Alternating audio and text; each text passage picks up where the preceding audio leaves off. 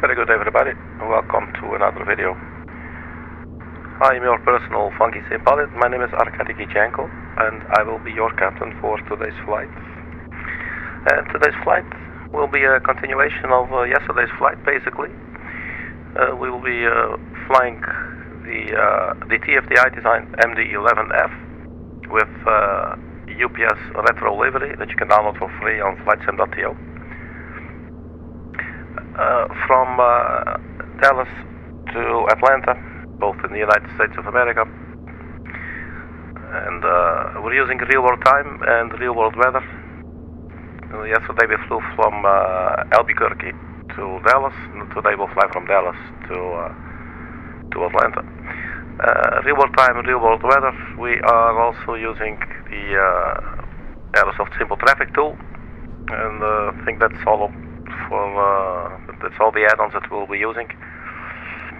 I'm suspecting this on to set quite soon, so it will probably be a night approach, a night landing. As we could have seen yesterday, I had some things to learn about this aircraft. So hopefully today will be a little bit better. One of the things is, for instance, it appears to descend rather slow, or decelerate somewhat slow. So that's the thing to take into account, take into consideration when it comes to our planning. And yeah, but most of all, let's just enjoy and have fun. It's about the experience. It's a really beautiful aircraft. I do not get tired of looking at it, and do not get tired of saying it either. And check how incredibly loud that ground power unit is.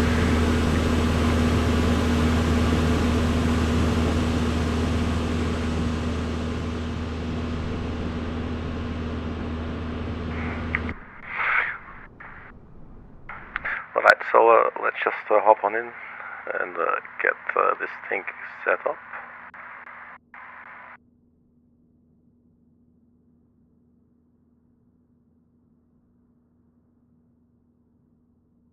The ground power unit is already connected, it's good. So we have our flight plan. Costin X20, flight level 370 from Dallas, Fort Worth to Atlanta.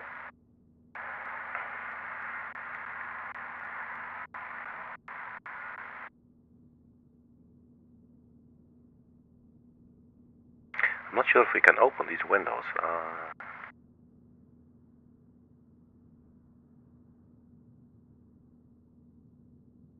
Maybe not. I don't think so. It's not important, just an idea there. So the battery bus can be turned on. And this was interesting yesterday as well. I'm just going to leave this on for a second. And let's get the aircraft.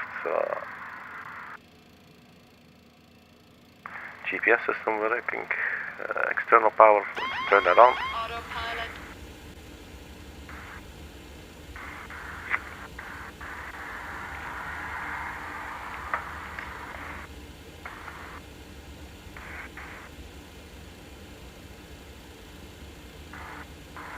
The IRU in align, okay, so they're aligning, so we don't have to toggle them off and on again.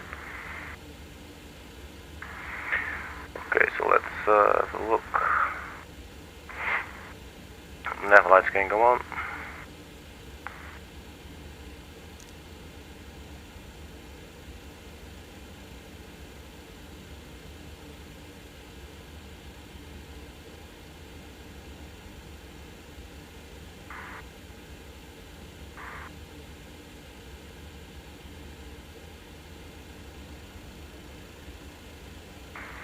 Because there was an issue yesterday where we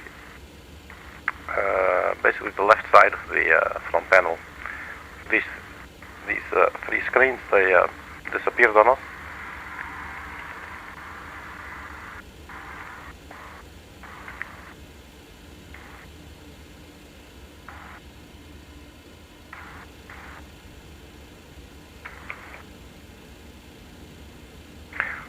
MC. We do have the correct RX cycle. Flight plan in it.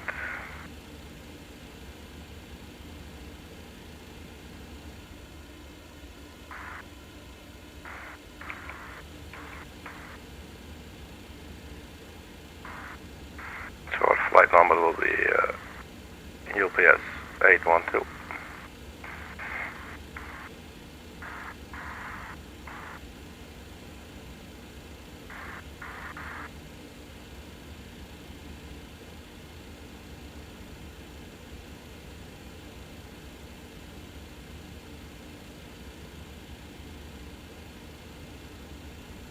Cruising level 370.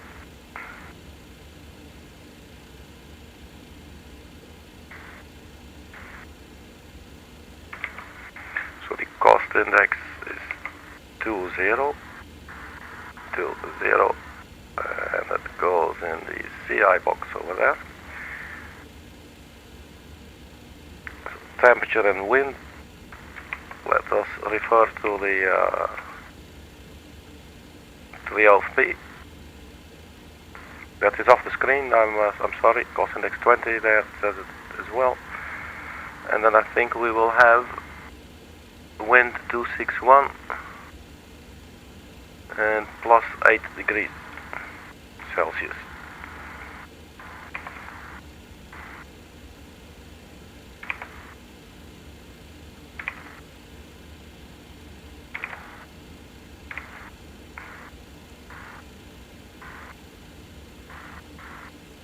That is out of range. So 008 maybe.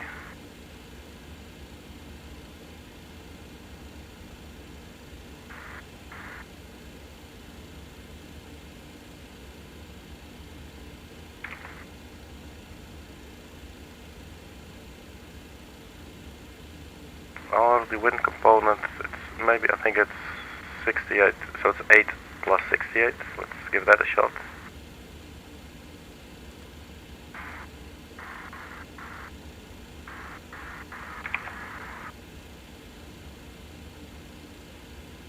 Okay, that's it.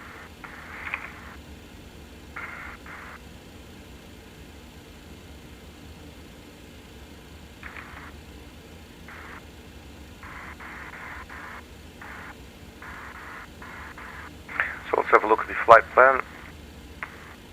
We have to put in the departure. So SID, our departure will be Triton 4 out of 36 right.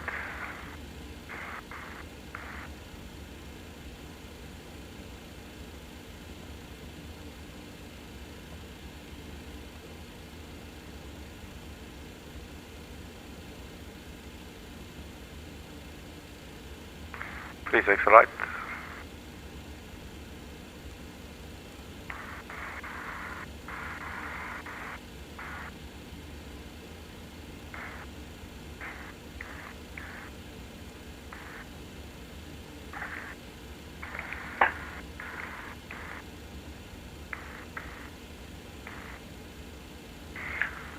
Triton 4, there it is. It's quite a long list.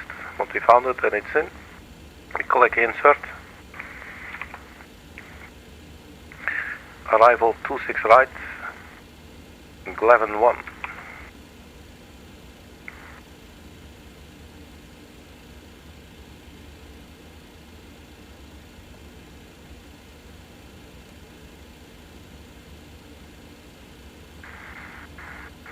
So Atlanta.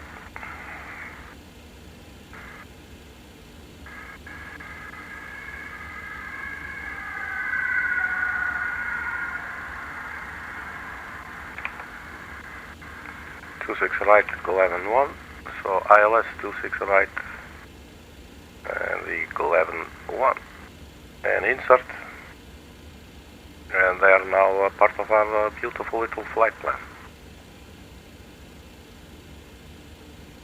After Triton, there is a discontinuity on its way to loose. If we check the map, here. There's Triton and there's RUSSA. There's no reason they should not be together. So clear, and that's gone. Now we probably can expect another one. There you go. After RUSSA, before Glennon.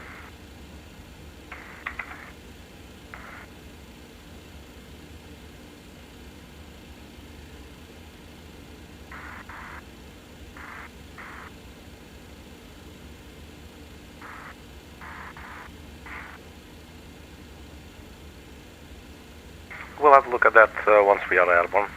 It gives us something to do during the cruise as well. You know, because otherwise, you know, we're just sitting there, you know. I wanted to say taking route, but, well, that's maybe a little bit difficult when you're not with your feet on the ground.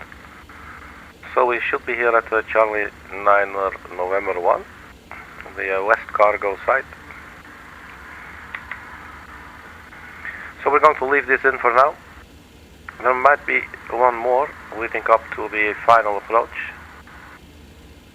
Well, then again, well, there's Vector, so I'm guessing that's going to be it. So we'll look at that. So after KD, see if we can hook up KD with bamboo, or maybe we need to insert something right there, because basically ATC should vector you there, but there will be no ATC.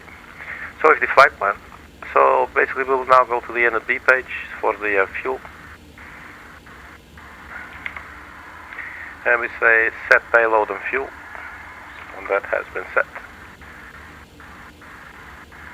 Let me double check. Oops. The controller is floating.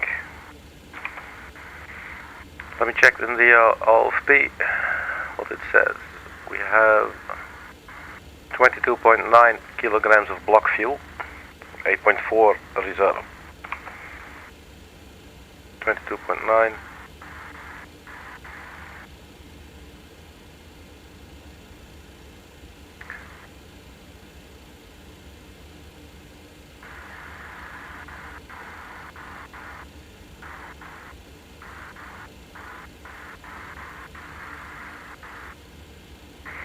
However, we have 8.4 on the reserve. So can we enter that? Like, looks like it. So I have a little look outside for a bit.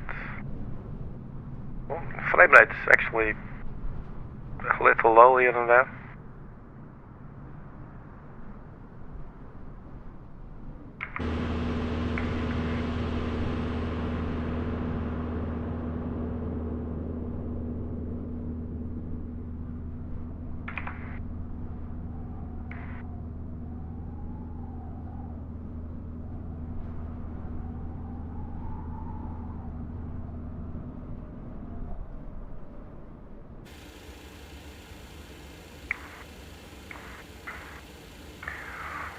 So we have this set up. This performance will be the takeoff approach button. So let's see what we can do in terms of performance. Our runway will be 36 right.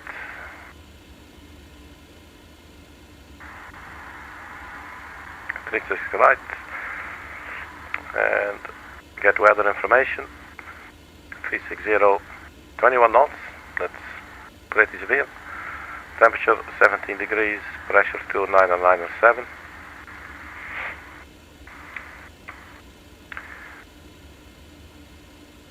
Takeoff weight. Get takeoff weight. Thrust setting flex. Let's just. So did we know how to set the flex temperature, or did we go? I think we went full toga thrust, right?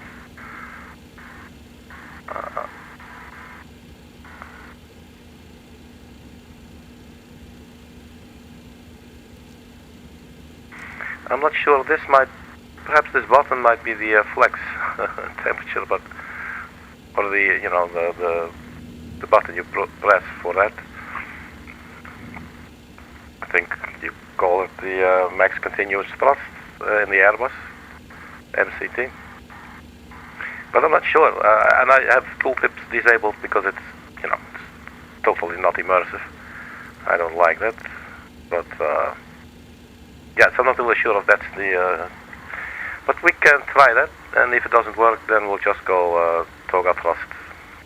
That should always work. So we are going to leave it at flex, NTI is none, flaps optimum, specific flaps packs off. So get takeoff weight, we have that, and then we do calculate.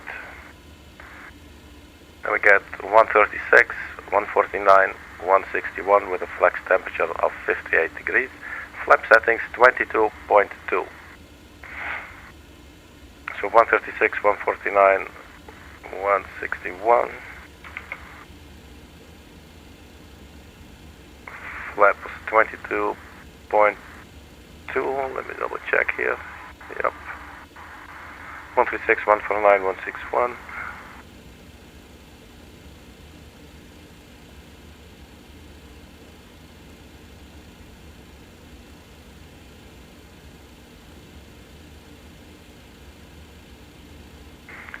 One 149, 161.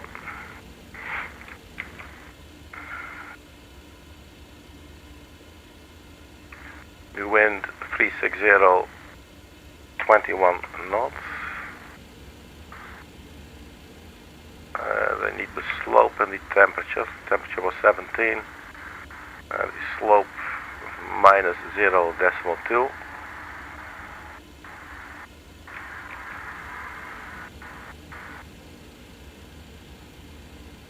Minus 0.2. And the wind was 360. That's out of range. Oh, it should be 21 knots. So minus 0.2.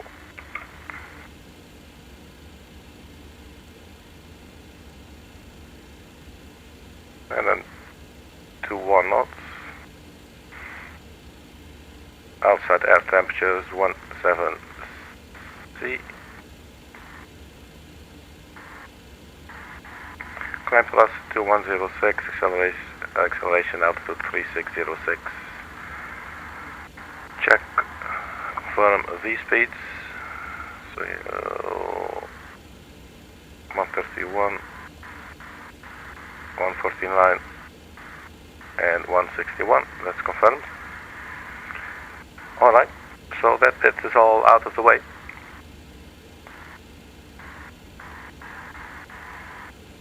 So I think we're pretty much good to go.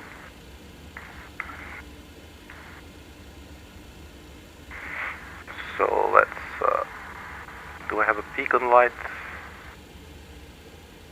So let's turn that on and let's start up the APU and see if we can get this thing started up properly again.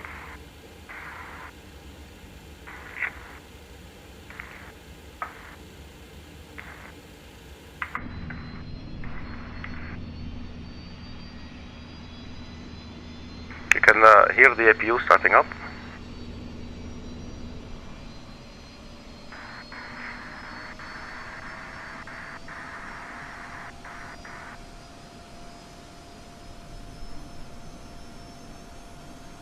There it is.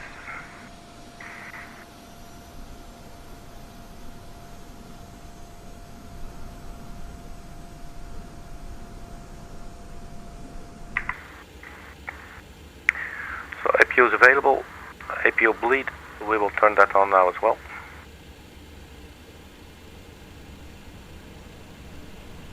So we are on APU. So I would assume we can now disconnect the external power, since we are on APU and APU bleed. So hopefully you will agree with me, and if not, I'm still going to do it.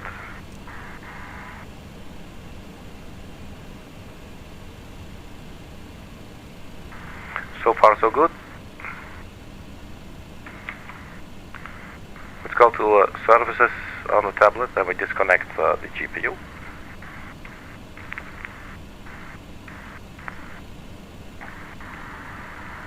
Let's also remove the chokes.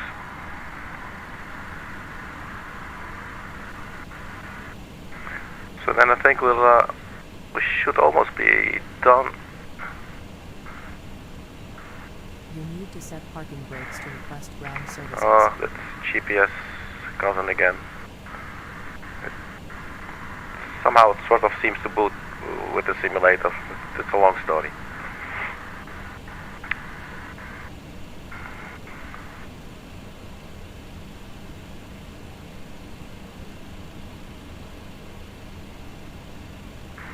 So I guess we do need the emergency switch, but maybe we can now put it on arm.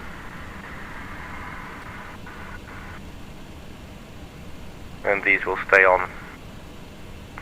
So that will be good. And engine ignition not armed, that's correct. That's this one up here. Engine ignition. Just select A.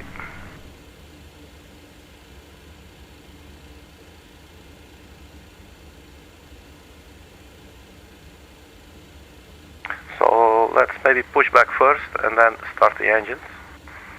Can we get some lighting going up here? I think we should, right? Also, let's actually have a look now that we're here. Let's set a squawk code 3121. And we'll go to transponder.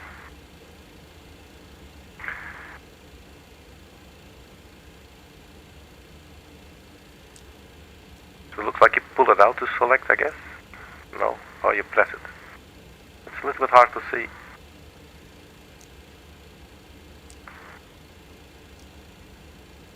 Well, never mind, we don't really need it like that. But... Oops. Okay. What else? We have these, we do not need them right now. Yeah, so we're looking for lights. A little more illumination can go a long way. Oh, of course, it's these. These are very nice buttons. Look at those. There you go.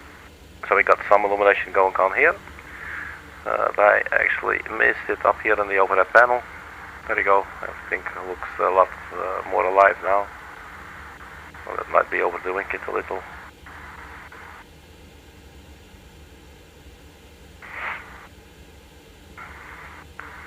CD packs are off. That's good. The fuel pumps are sort of on. These two are off.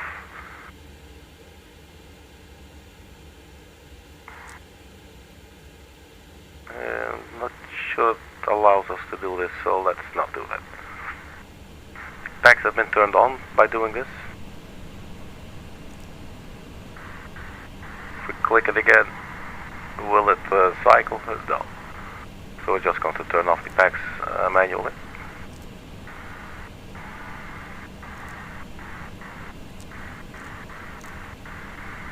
There you go. Okay. Let's see. Oh, we already armed the emergency lights, and then we need the no smoking seatbelt sign.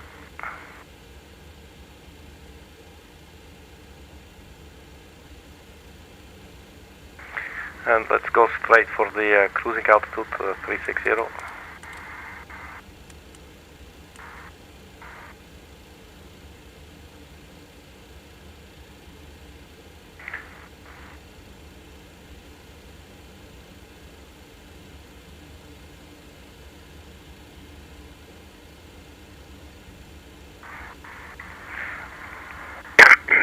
Apologies.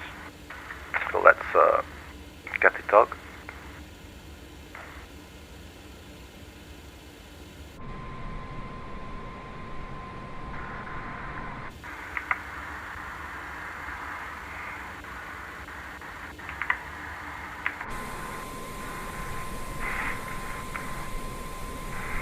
Let's change the speed of the camera a little bit now.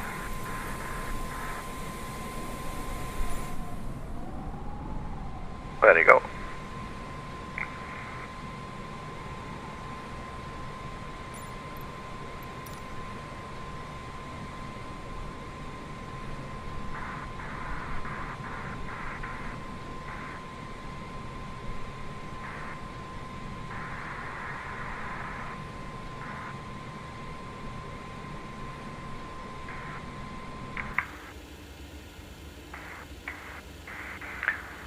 We need to go nose to the right, so let's go reverse.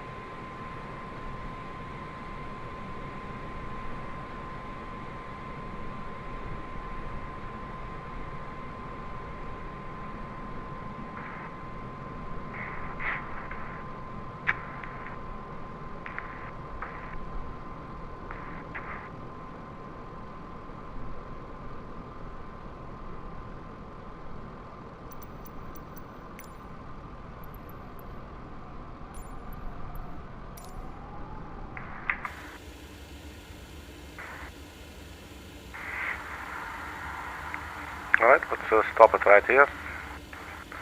The talk may disconnect. Nope, it's not stopping.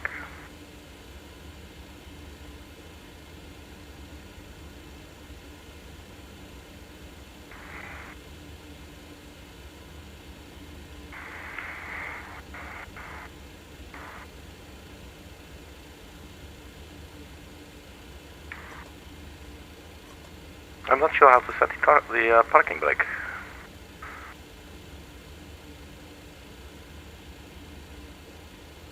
Why would that be?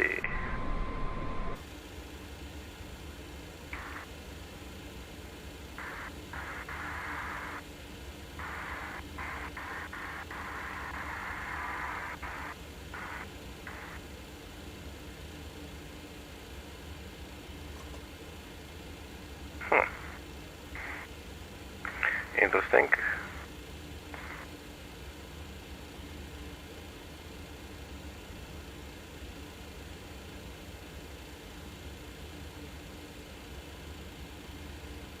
Don't know if this maybe has something to do with the tool that I was using. In any case, I don't think the parking brakes are set actually, so I think we're good. But you know, it's a little bit concerning if your parking brakes don't work, right? Alright, so let's start up the engines. I think this should be okay. So let's just give it a shot.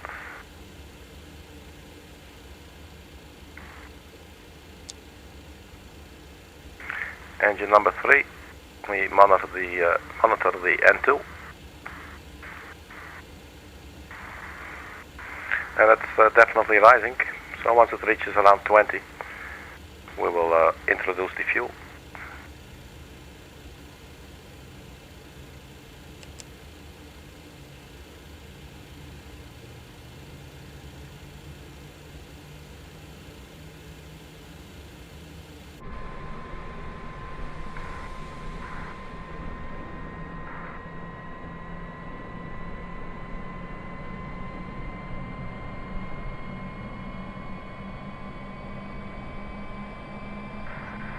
That sound, man.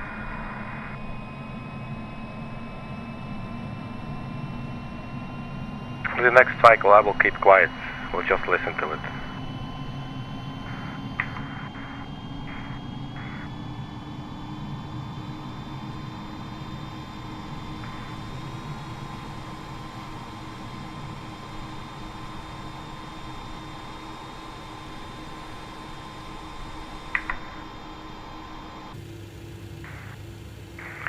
So, engine number 2.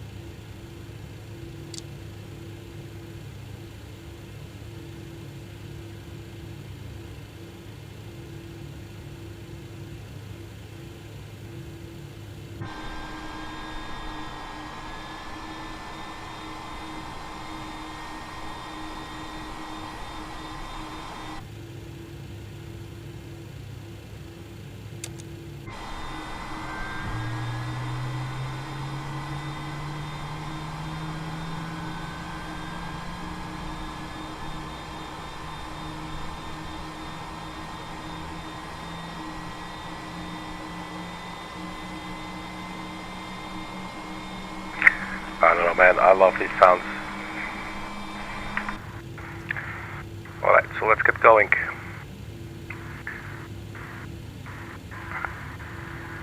Engine number 1 still starting up.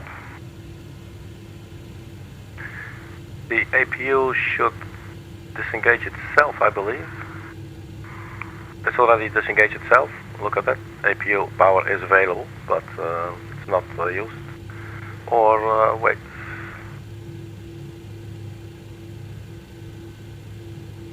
Let's leave it like this because I think it's going to turn off itself. I don't think it's turned off now. There we have an American Airlines.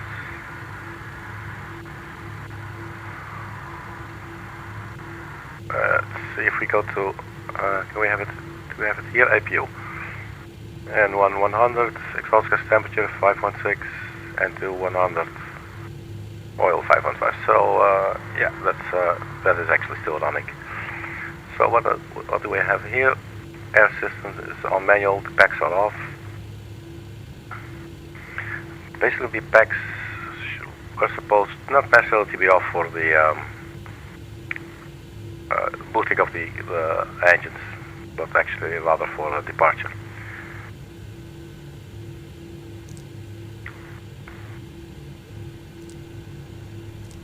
Oops. And you can hear them restarting or coming back on.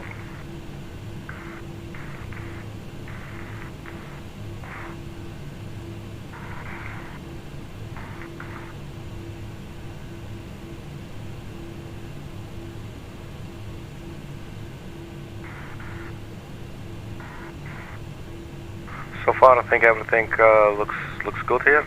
So let's turn on the taxi lights.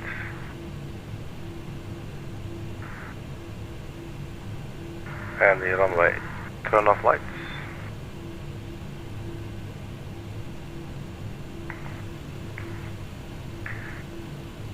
See if we can set the parking brake now. It makes a sound, but it doesn't appear to do anything.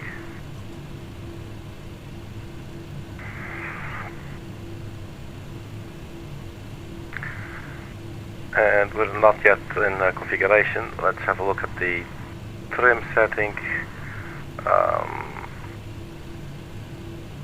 Takeoff approach. Stabilizer trim 5.1. So that's one thing we need to do.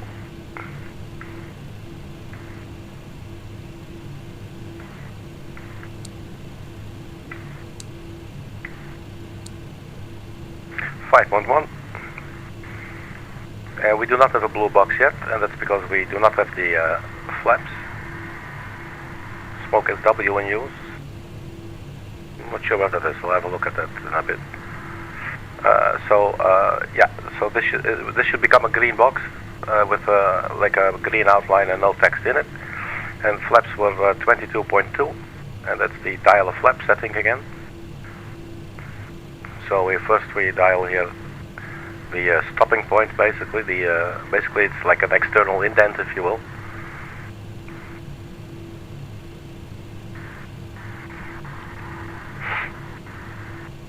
Here comes 22. That would be 22.5, 4, 3, 2, 0. Okay, it's something like that. Let's just eyeball it. Should be okay. And then we set the flaps to 22.2. So the flaps are traveling. Not sure what it displays. It was in the lower left, right? Well, it says your setting.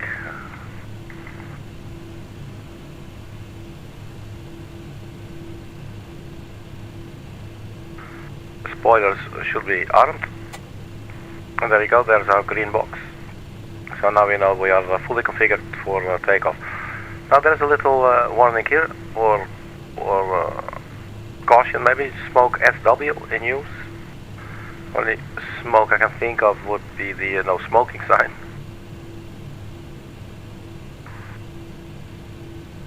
But, you know, I would see no reason why that would, so that must not be it. something with the cabin. We do have the cargo temperature here, but oops, let's not set it too cold. Generator 3 is armed.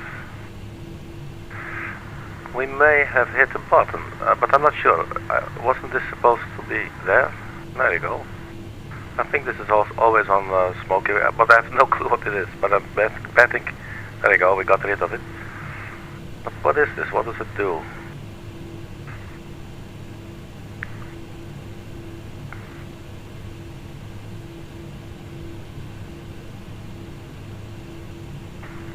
I'm not entirely sure.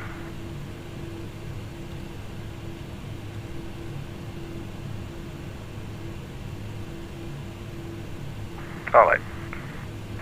So we got it back to normal.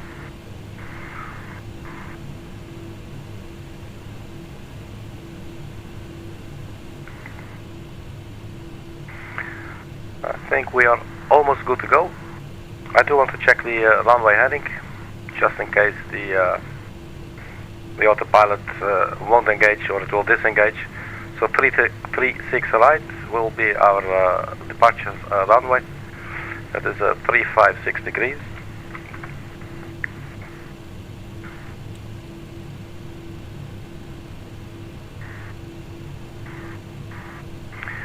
We arm the nav and FMS speed.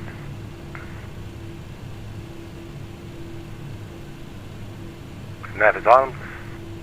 AP off.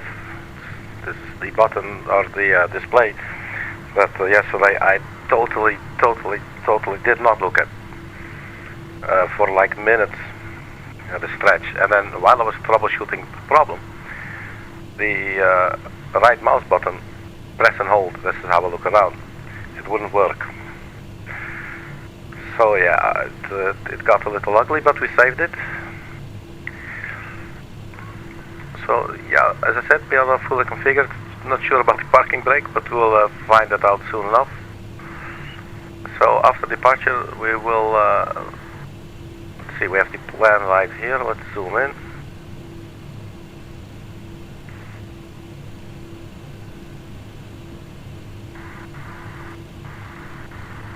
Basically, we'll take a turn to the right, and let's turn on the data. So we have now some constraints like altitude in there.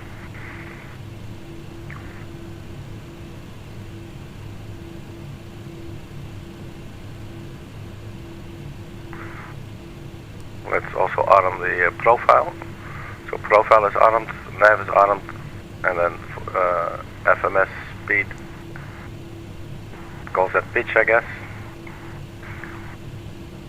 So taxiing is fairly straightforward. Let's see, we get out of here, we go into Charlie, all the way down, and basically we take a left turn. At 36 left, we cross it, and then we line ourselves up.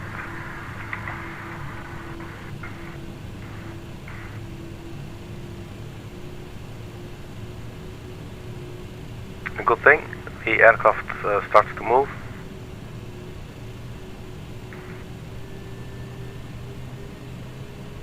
Oh, this is the airplane that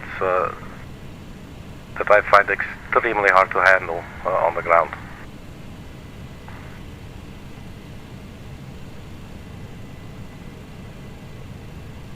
So I might want to try and take the turns a little bit sharper.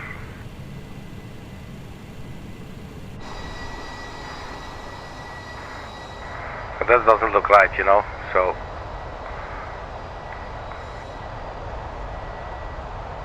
If you look how close the wheels are there, the landing gear, the main landing gear.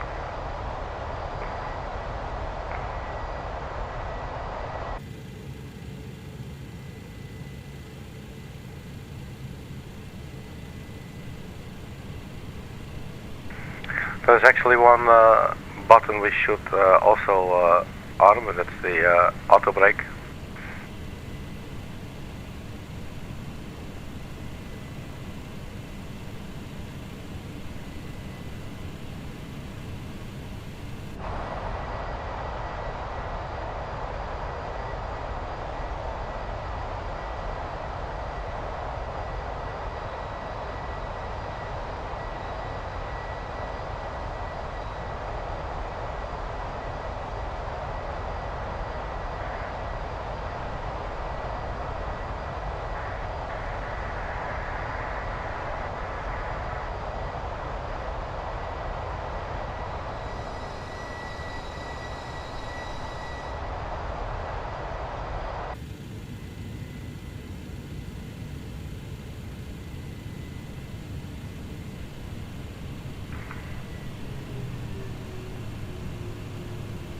think our ground speed was fairly high there, 44.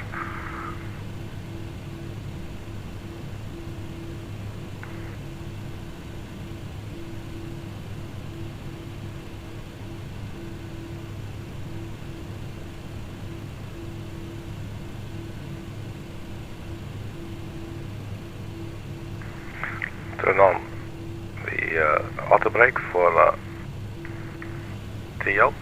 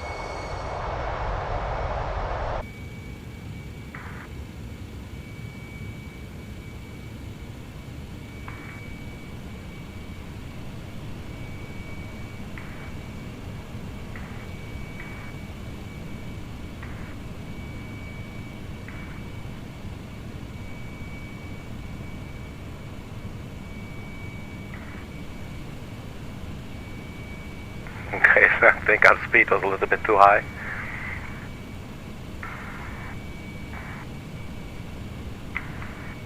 But here we are.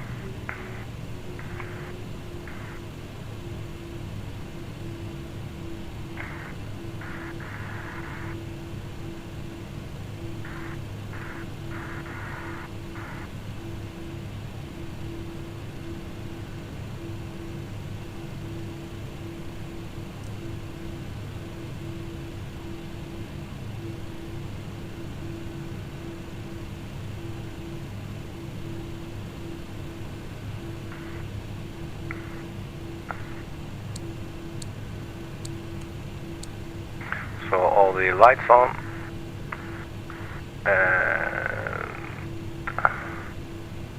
don't have a strobe here.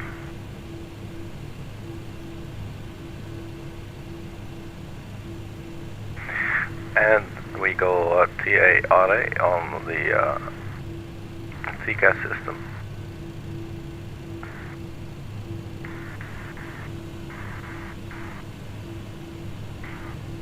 And we should be good to go. So let's see if we can use that little button over there. And otherwise we'll do a full takeoff, go around thrust. So let's first set it to around 50%.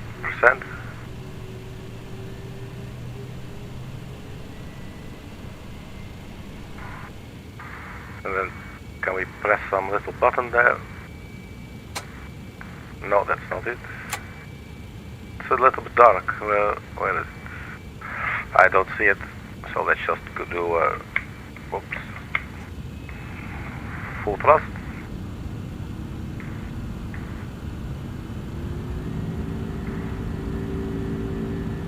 Looks like we're leaning to the right a little bit.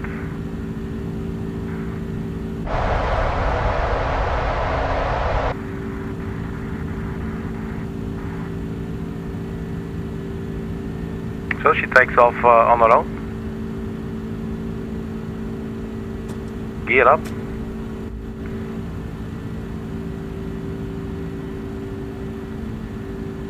Try to follow the flight director now.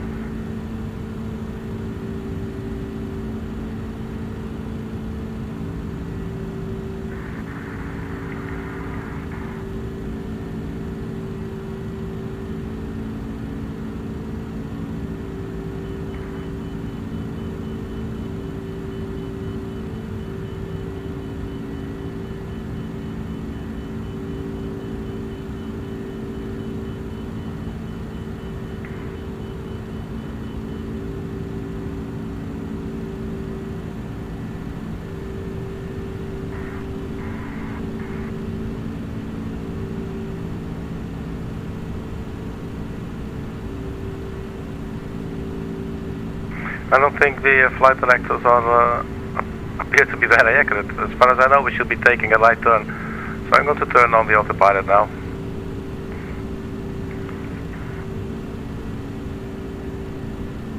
AP1, so I'm thinking that means it's on.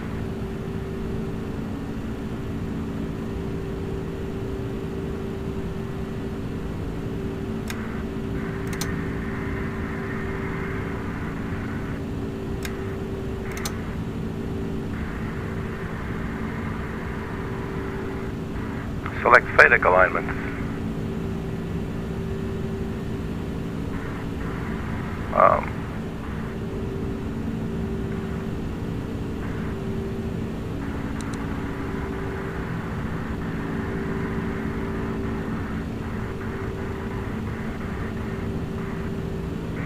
So what, the aircraft doesn't know where it is? Let's disengage the autopilot.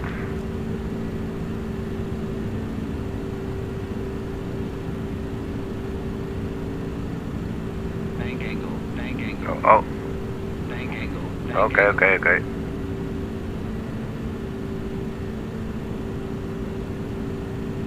So for now, let's follow the navigational display there a little bit.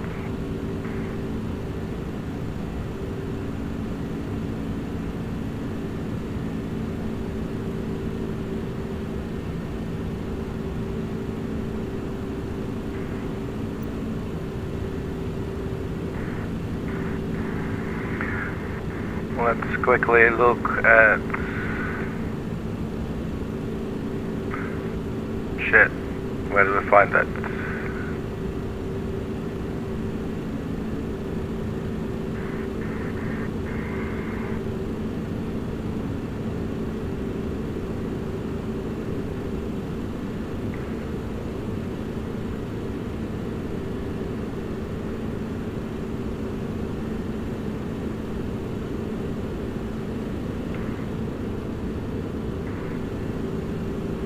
...12,000 feet, we can turn off the landing lights.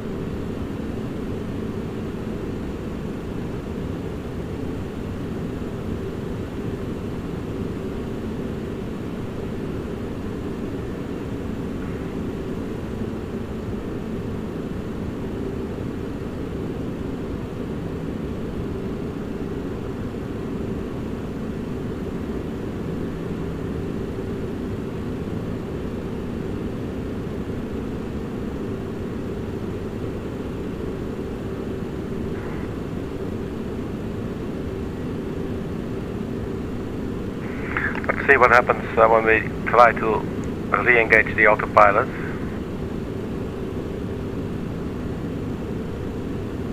It does seem to choose a direction immediately, so that seems good.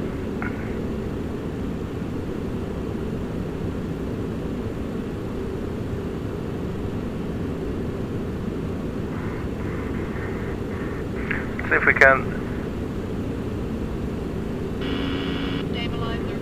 Yeah, see if we can disengage the FADEC mode, the alternate. Select FADEC alternate.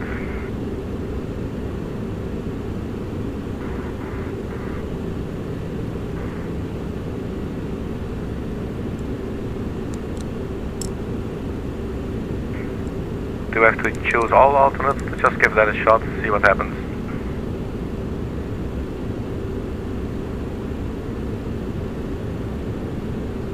Doesn't really seem to matter. I think there are backups.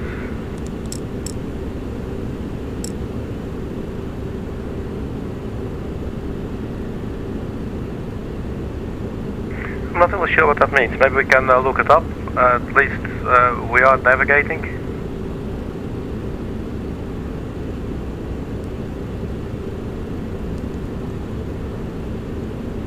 but let's definitely keep an eye on that. We're on our way to Torch. That's another 18 nautical miles.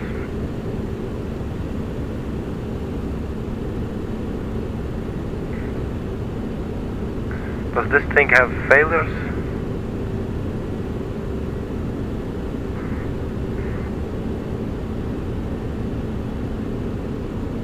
I don't think it does.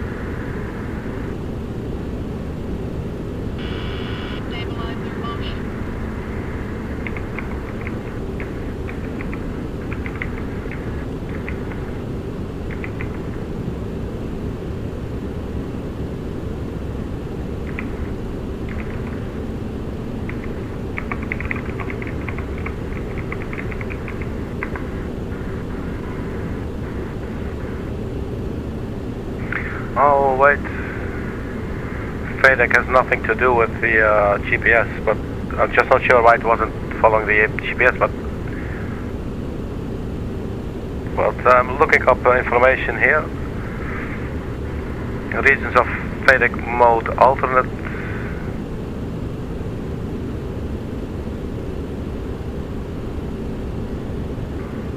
Most commonly caused by pushing the throttles past the normal forward stop into overboost. Let's have a look. Oh, is it frozen or do we have to wait now?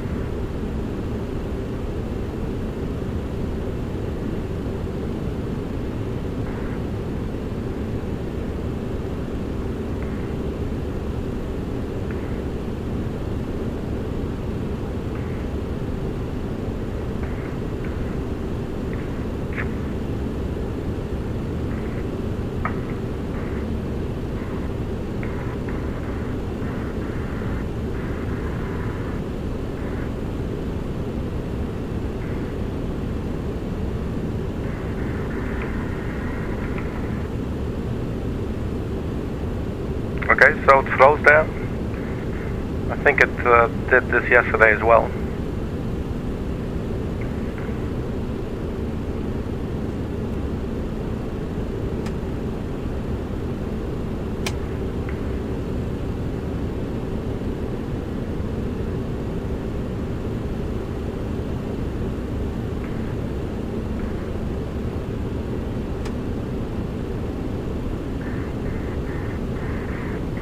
Let's try something here.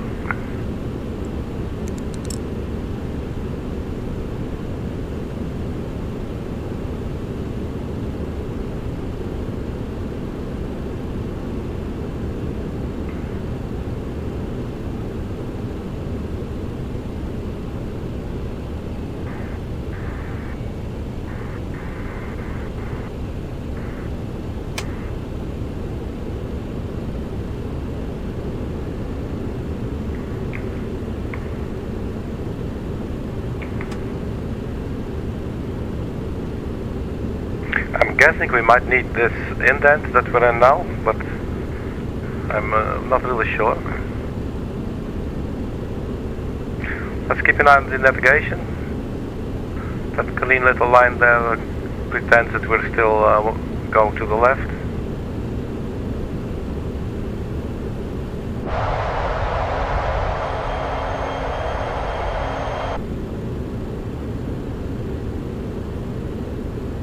$25,000 feet.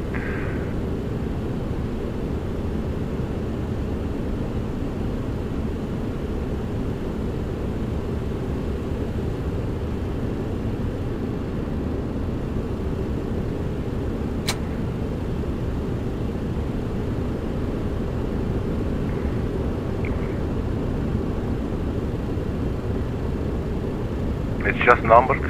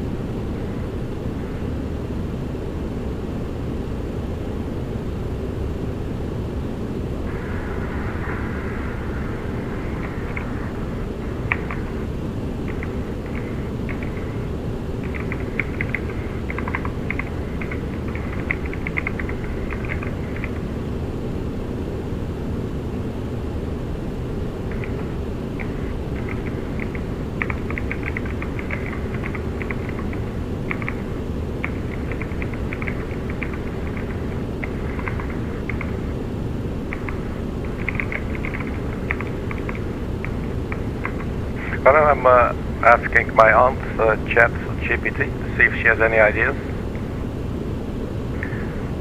FedEx system fault. The aircraft's FedEx system has detected a failure. It's requesting you to switch to alternate mode. Electrical power issue could also be an issue. Because it requires electrical power. Interruptions can trigger this message.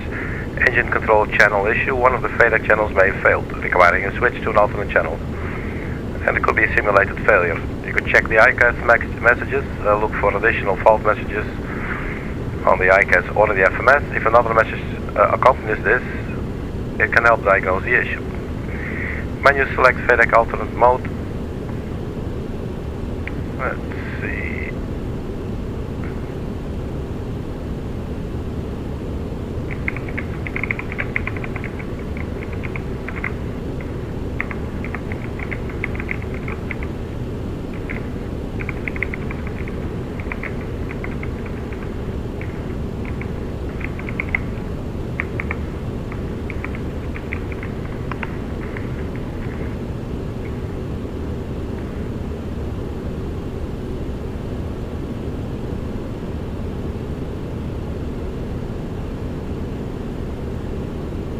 So I checked what if could maybe be the cause. That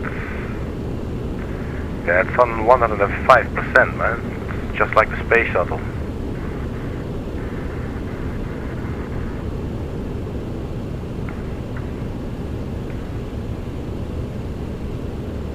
Let's try.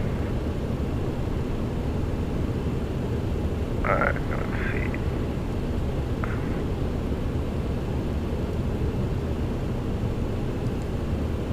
Toggling FMS speed. I think it has something to do with the position of the throttle quadrant. So I'm now checking, you know, what happens if you do like full power. What can I do now? Verify that N1, EGT and N2 values are stable.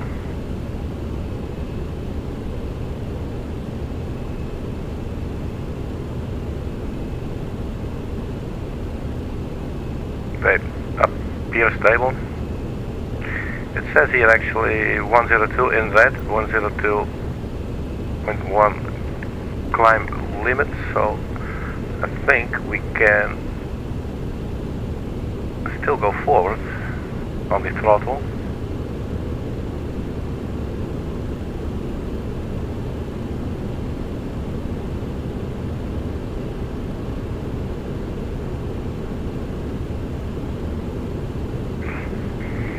Okay, let's read on. If any engine is fluctuating, showing abnormal values, consider reducing throttle momentarily. Monitor thrust settings. If the aircraft is in auto-flight mode, let the auto-throttle manage the thrust. If flying manually, bring them back to normal climb setting, CLB or CON thrust. I don't think we have those. And clear the message if possible. If the aircraft is stable, try acknowledging the message. If the issue persists, you could select FedEx alternate. Consider an engine reset. If performance severely degraded, you might need to shut down or restart the affected engine.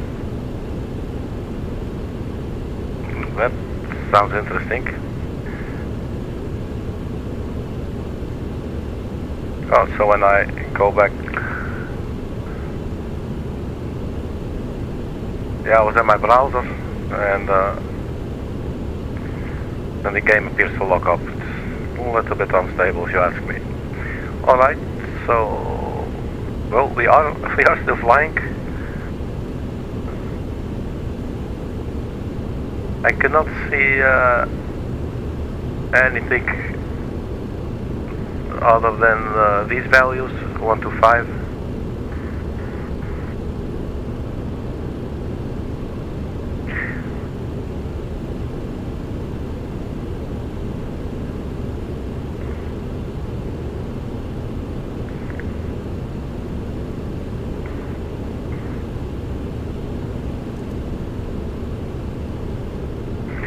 Let's try the engine page. We're already on the engine page. Let's see this one.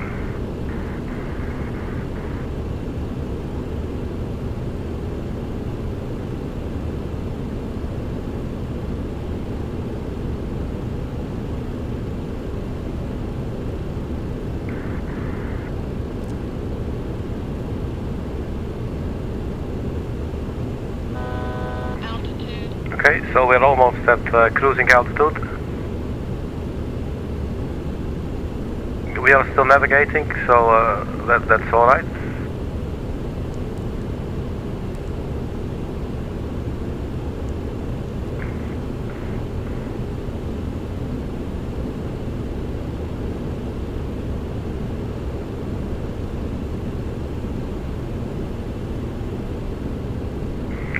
Electrical, well, it doesn't look like it's all red and anything, but so I'm not really sure, man, what the problem is.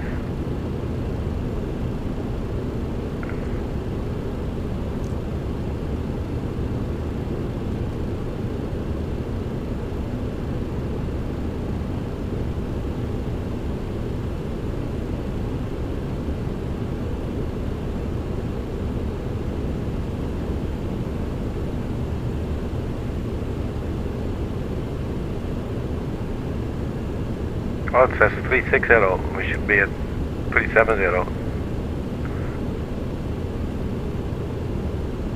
Oh, not again.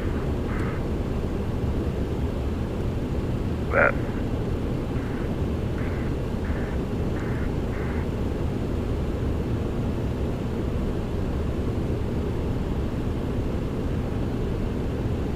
ATS off. I saw that earlier as well. Oops, I'm tabbing out of the screen.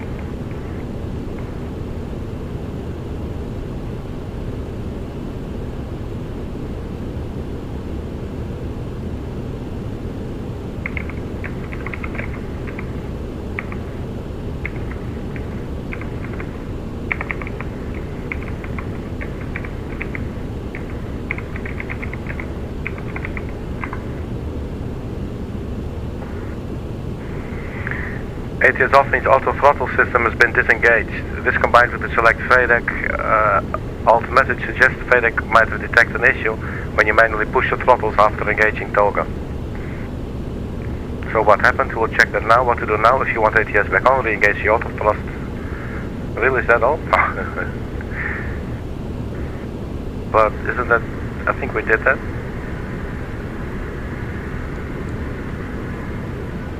Unless there's a different button.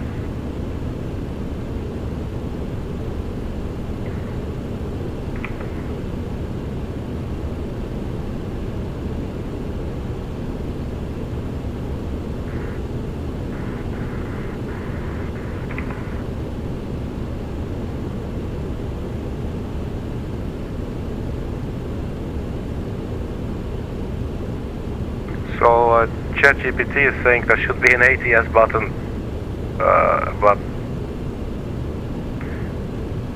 I don't think there is, man.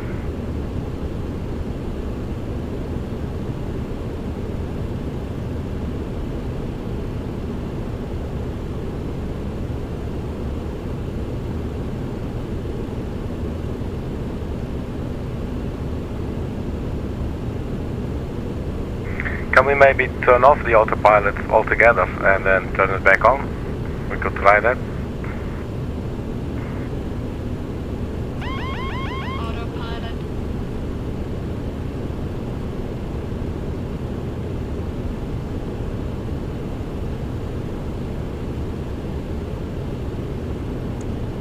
The thrust looks to be a separate system there.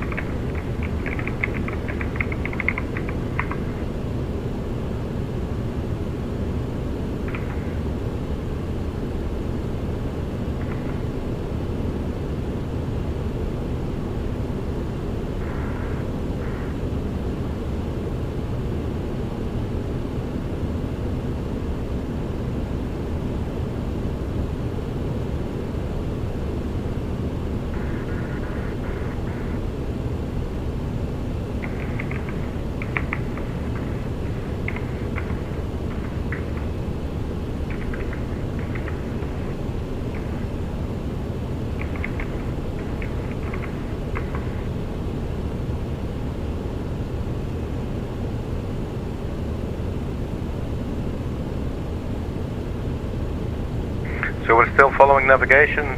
That's good. I'm trying to read up something about the ATS function and how to re-engage if possible.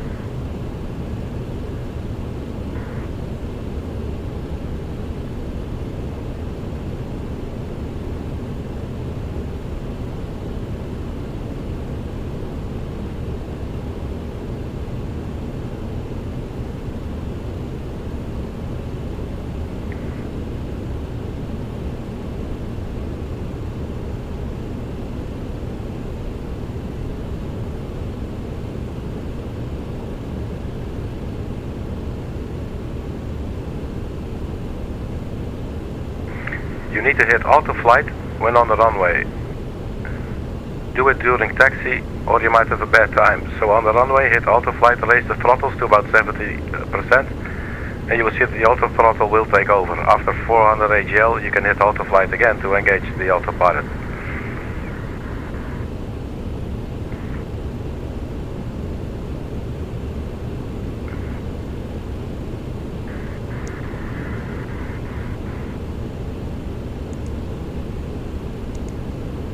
So that's interesting. I actually thought that autoflight was the autopilot.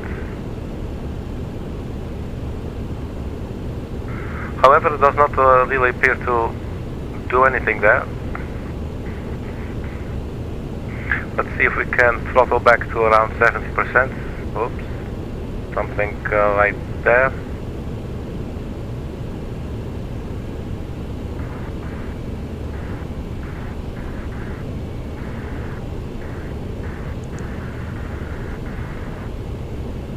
No, it's just going slower. Let's not do that.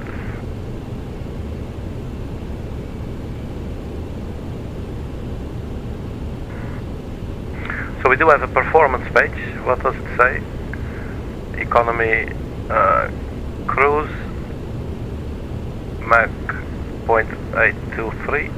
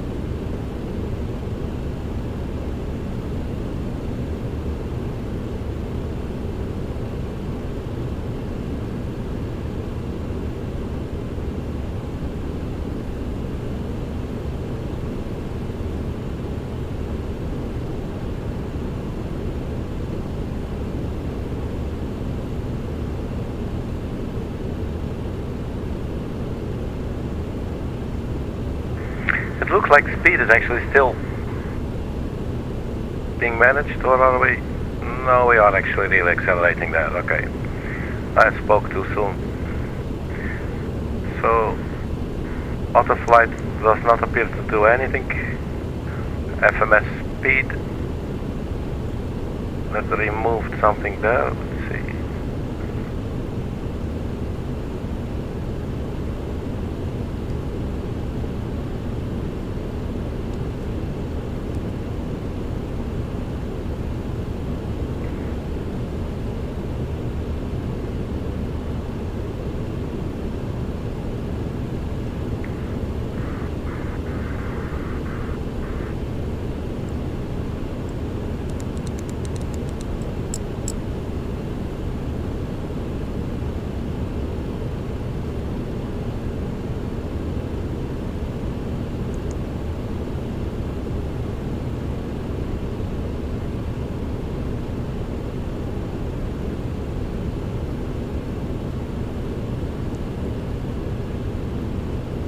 It's not adapting the speed.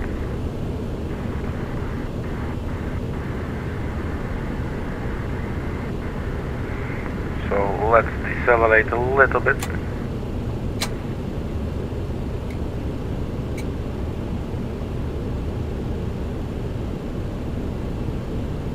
And that's enough.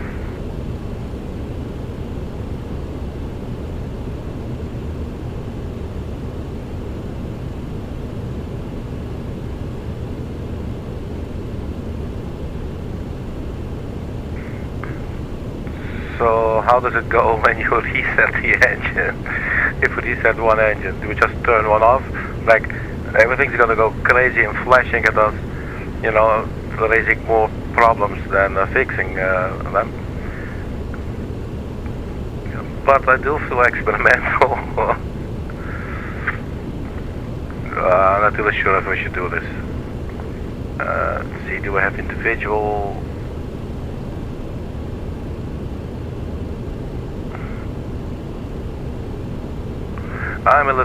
I think I'm a little bit scared to do this.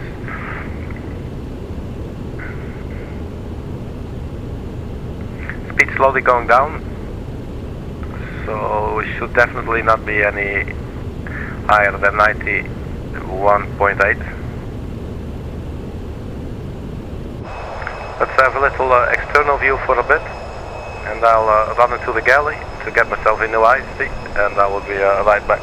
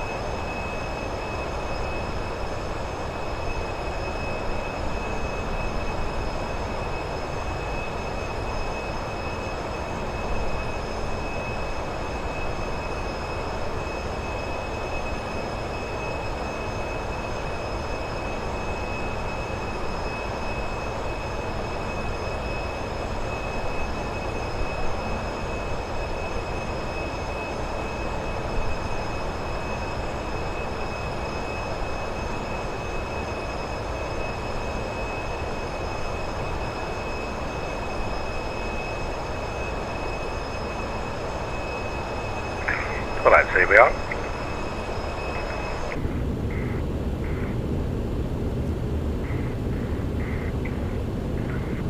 Speed's a little bit slower than the advised speed, but you know, I'm okay with that. It's a good thing that we're navigating, but it would be nice if we could fix it. I'm not sure on that website what they meant with, if you don't do that, you will have a problem. I do see AFS override off. I'm not sure what that is. There's two like channels or something. Part of me feels like clicking it, but let's first read a little bit more.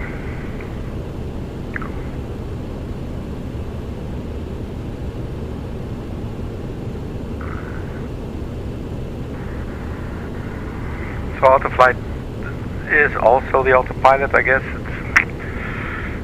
It's not really answering quite yet. Somebody says they have a huge takeoff issue.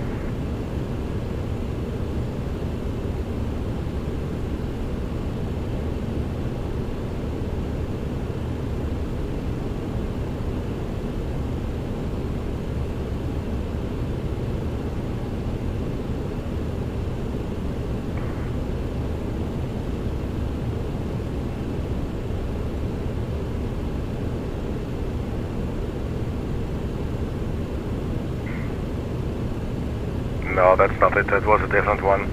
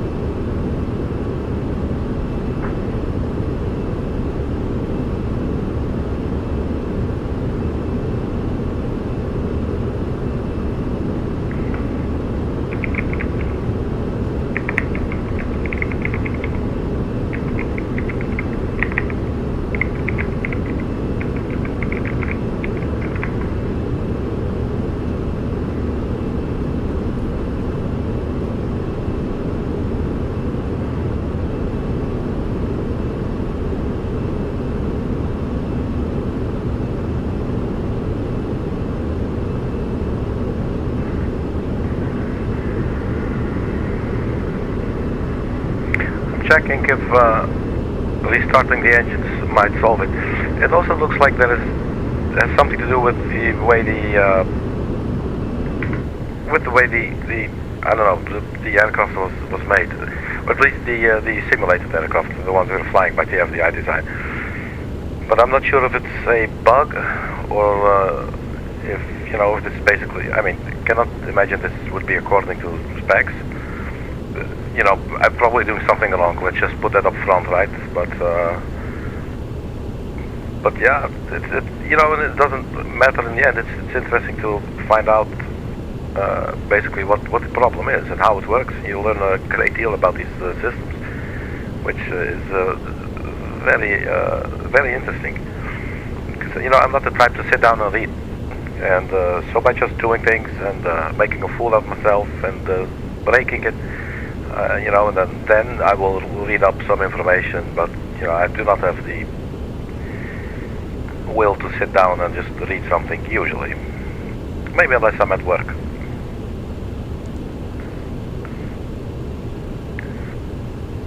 I think I'm also going to look up then what is the AFS override off.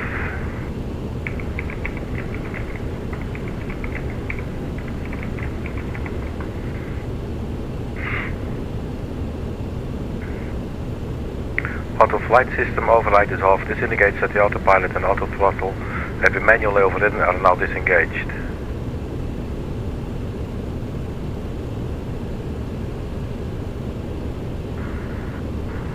If you manually move the throttle levers while ATS was engaged, the system may have switched AFS override off as a safety measure. Autopilot disengagement: if you forcefully move the control yoke or a side stick, it may have overridden and disengage the autopilot, system failure or electrical issue. If the aircraft experiences a power fluctuation or a flight control issue, the AFS could automatically turn off. You want to re-enable auto throttle system and autopilot. Check the flight mode annunciator, FMA, and the PFD. Look at the top of the PFD, see what flight modes are active. Re-enable the auto throttle ATS. Once the thrust mode, select TMS pedal. I don't think this has a TMS pedal, man. Or am I totally missing something here? I mean, I probably am, but...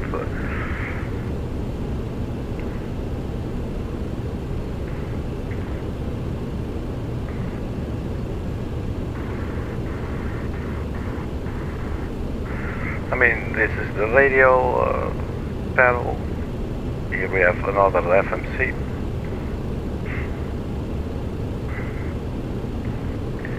Radio.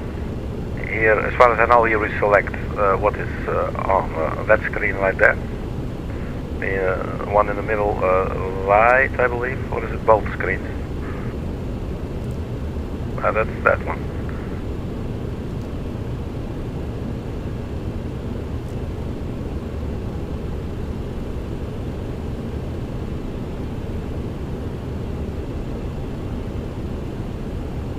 Check our speed actually. That's okay.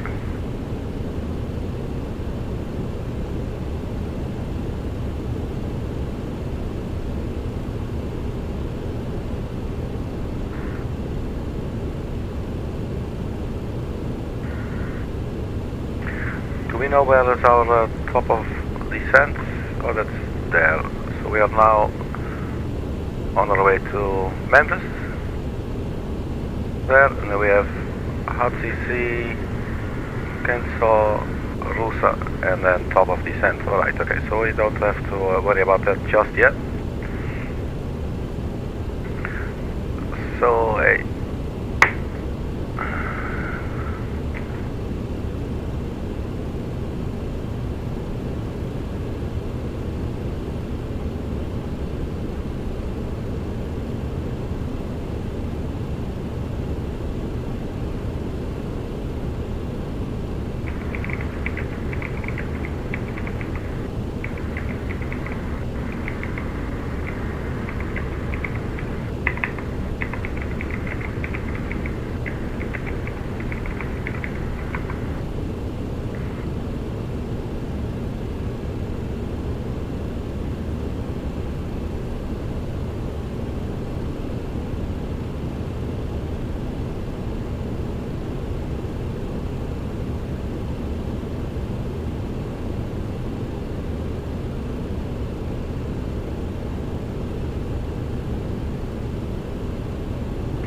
I think ChatGPT sometimes is really smart. Actually, it can help with a lot of things. But sometimes, you know, I would just hope it would say, "Sorry, man, I have no clue," rather than just like providing some answers.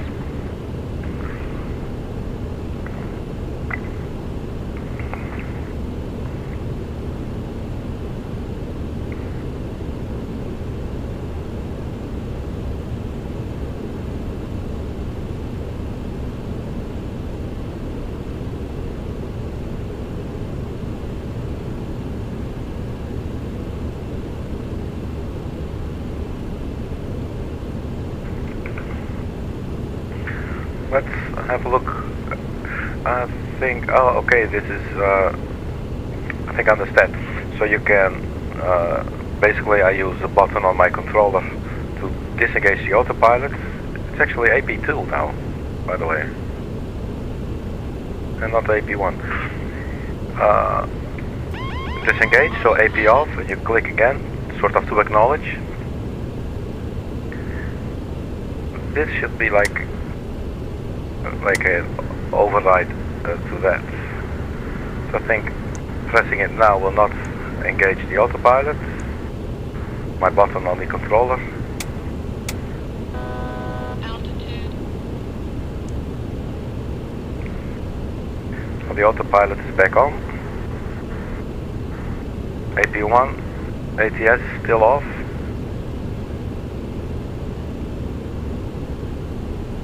Let's try this again. Autopilot. So we confirm it is off.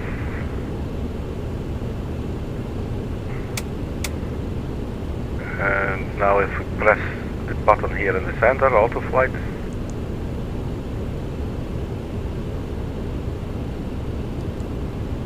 The FMS speed button simply does not want to want to operate.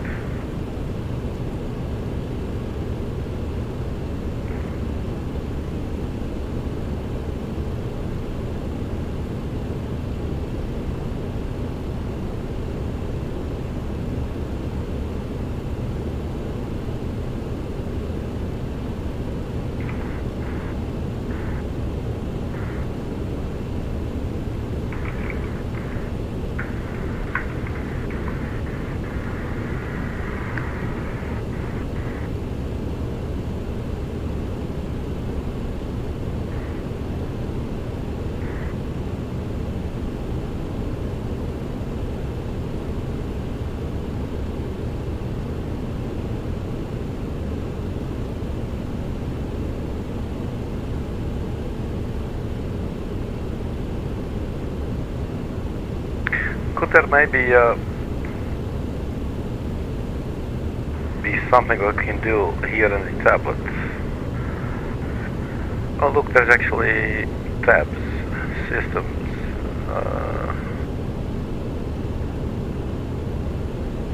callouts, performance, behavior, allow hardware overforce, automatic seatbelt behavior, ILS align time realistic, barrel sync all, parking brake behavior simplified to realistic. It is simplified but it didn't work at all. Let's put it to realistic for later use. Sync minimums, yes. Show physical throttle position, never when moving, always. I'm going to click that, although we could see the throttle quadrant move, so I'm not really sure what they mean. Scroll acceleration enabled or disabled. I guess enabled. Option is saved successfully. Communications, we do not need that. Performance.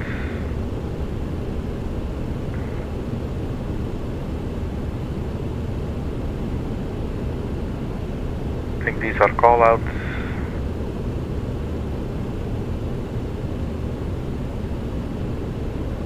Oh, this here, when you hear altitude, you can also just choose to have the tone.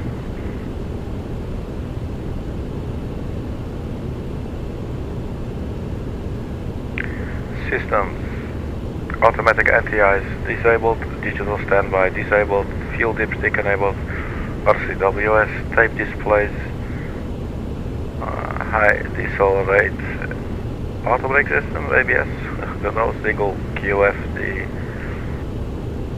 inhibit tire failure, wind vector type, radio altitude show, WBS. I don't know.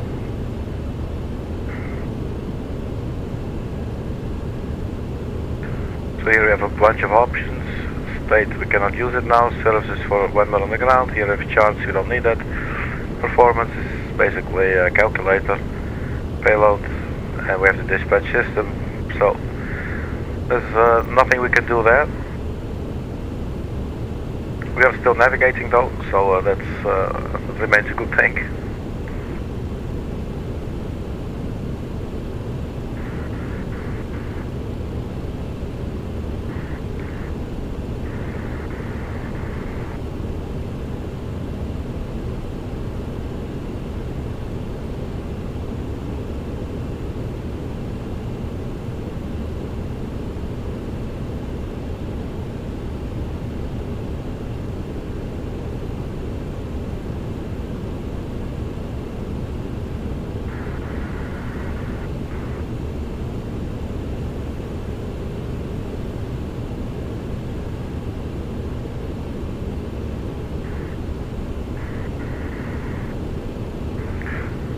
So we saved some settings with regards to the throttle quadrant. Look like, look. That's engines to idle. This is toga plus one extra click. Is it maybe that we need the extra click or do we not? I'm really just randomly pressing buttons now. Go back to, oh wait,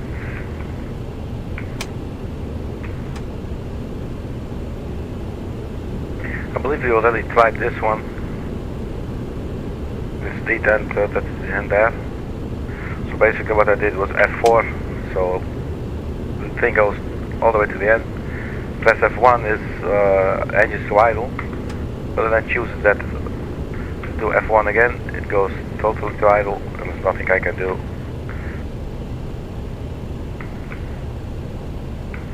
F3 is incremental.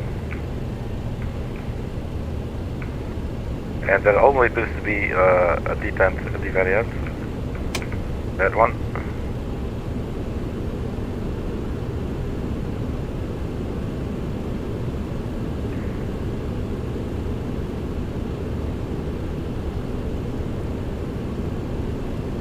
This is just this nonsense, we don't need that button.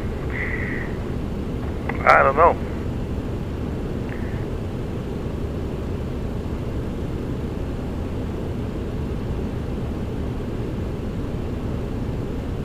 So we are flying, but at the same time I'm wondering then why did we even choose alternates for the FADEC? So maybe another approach could be to turn them all back off.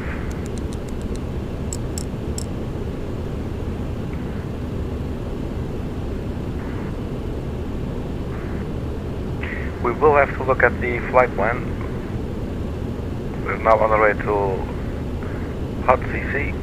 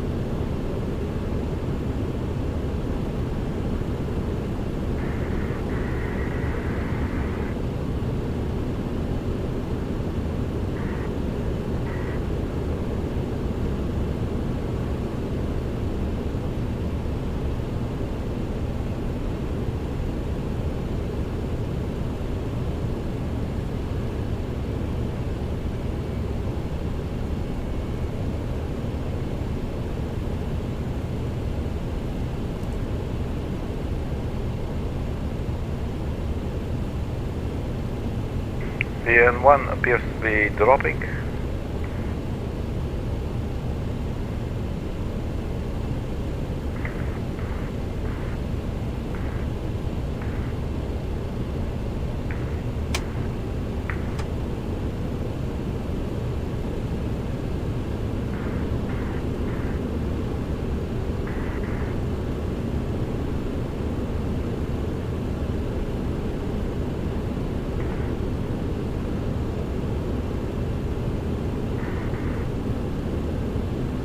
It's going to be exciting when we want to decelerate and we want to land. I'm scared shitless, man. Okay. We will burn that bridge when we get there.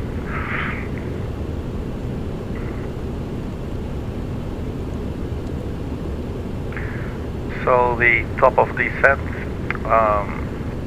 we are now 85 nautical miles from HUTCC, and then comes KNSAW and then RUSSA. So we do not have to descend just yet, but I do want to have a look at all the options.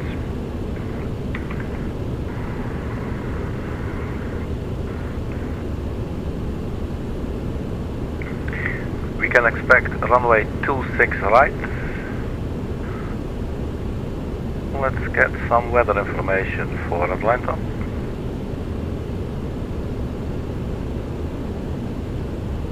There's actually an ATIS. Arrival 26 right. 210 knots. It's not too windy, that's good. It sounds like the engine is going again. I think so. What they mean is they show, because I didn't do anything.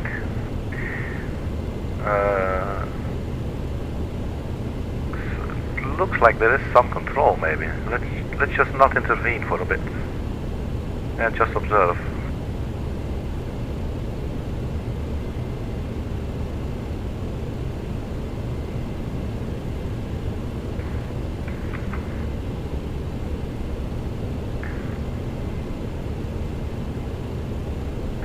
So 26 right is in use. That's basically all we need to know.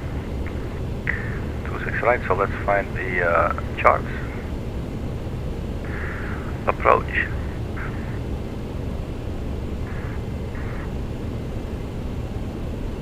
Six right. Let's do category 2.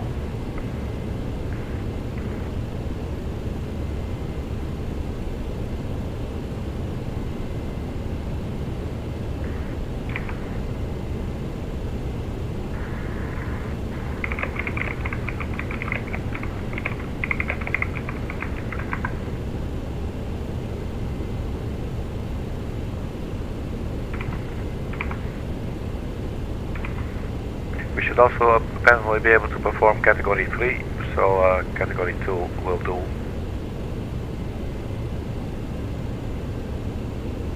Did we put a pin there? Yes.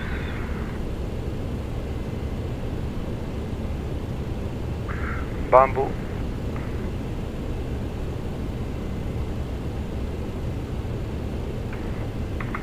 So we will be coming from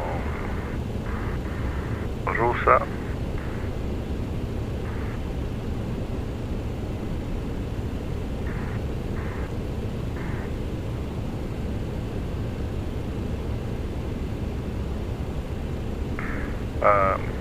Wait, where was the discontinuity? RUSSA 11 to STHRN.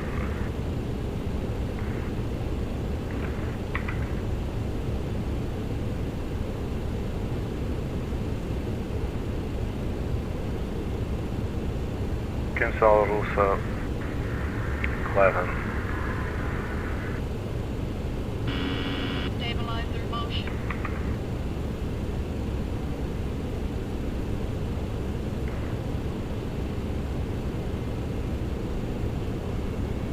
Low speed protection.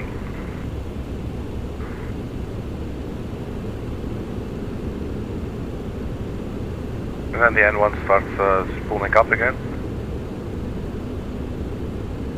But it doesn't feel nice.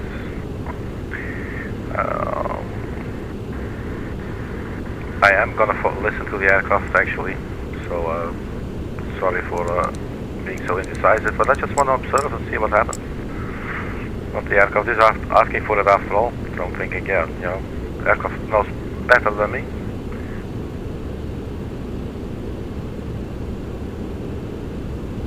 So let's keep an eye on this for a little bit.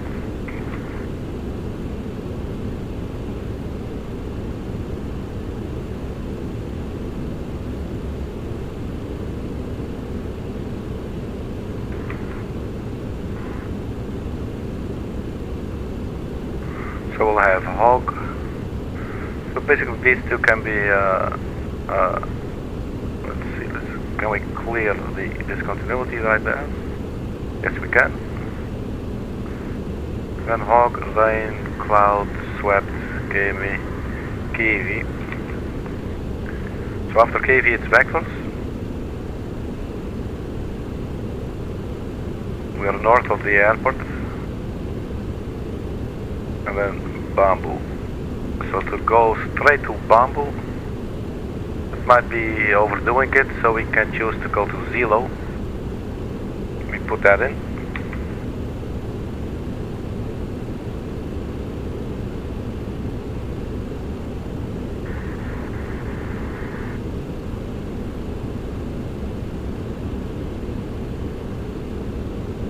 And then we delete vector. And we delete flight plan discontinuity. And we hook up bamboo with Zalo by deleting flight plan discontinuity there as well. And then now if we look at the plan page,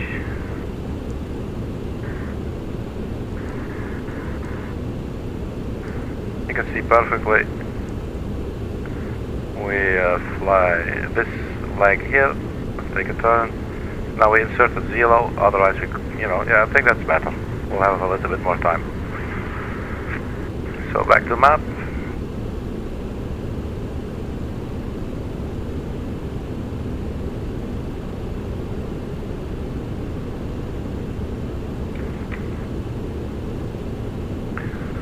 So we have that. The ILS is 110.1, but I believe this should all be picked up automatically on the Navrat page. It is not there yet, but it will. We can also enter it manually, 110.1275, 110.1275, and enter it.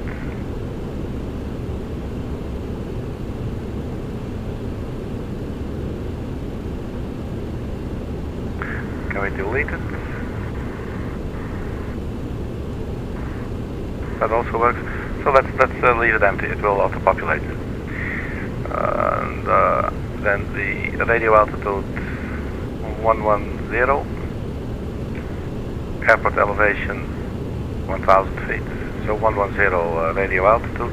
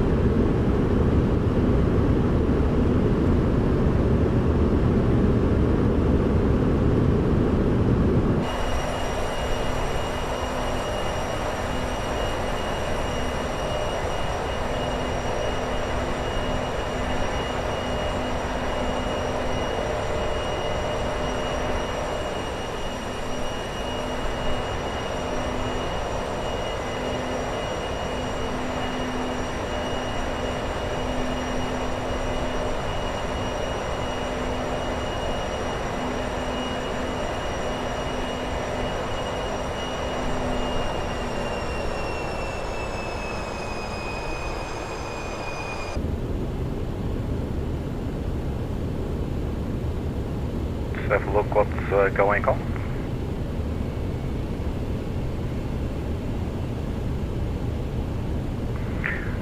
So it looks like it's trying to maintain a certain speed, one way or another.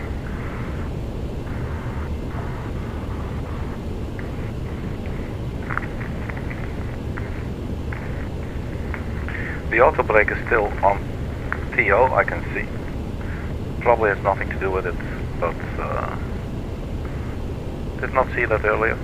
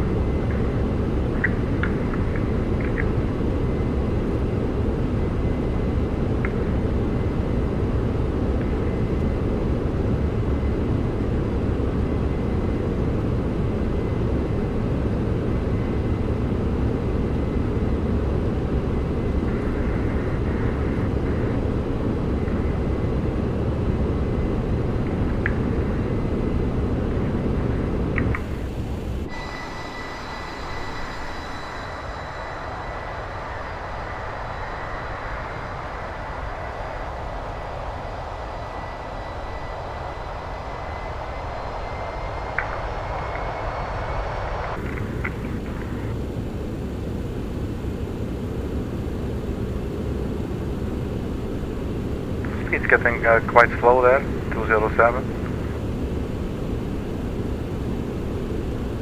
Although not sure what is the ground speed. 453, so I think our ground speed is okay. Through airspeed 378.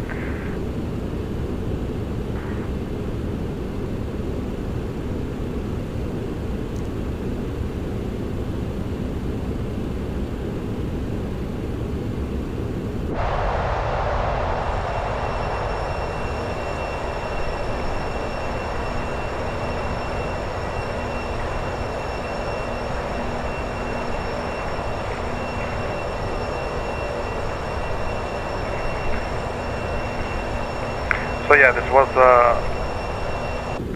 a bit of a longer flight time, like almost 2 hours.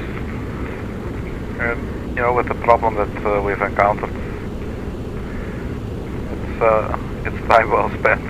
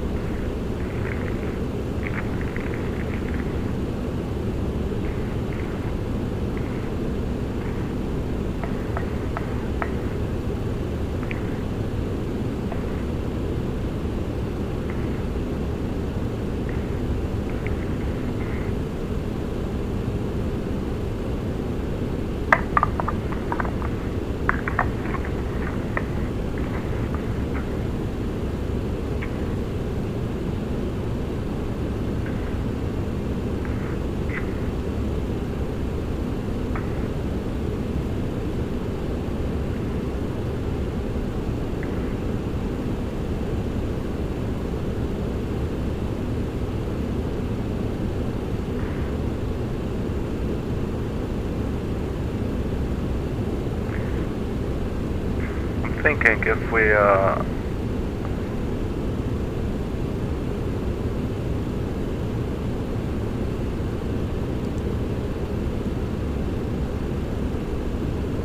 try this. Probably tried everything already. We should be at Mach 823.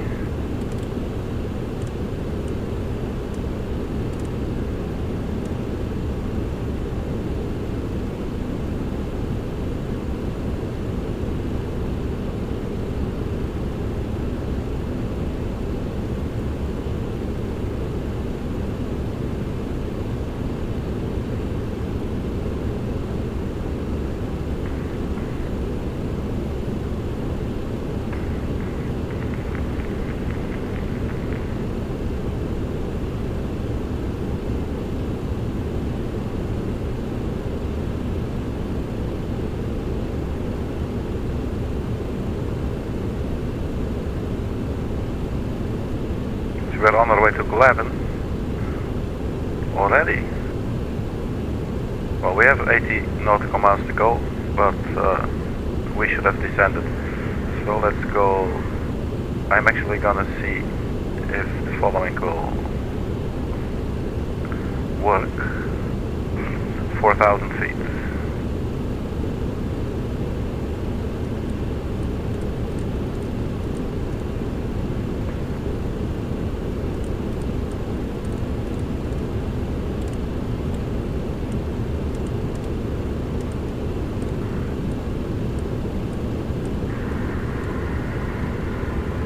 And pull it.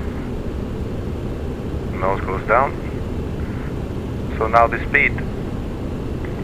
Will the aircraft compensate or not?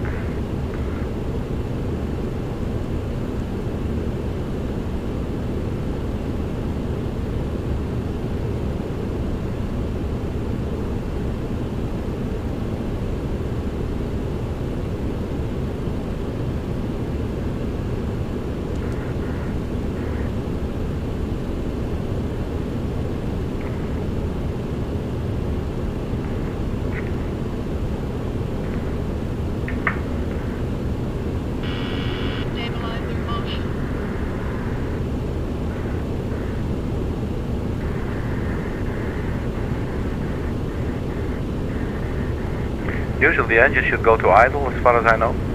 There you go. I'm gonna do engines to idle manually.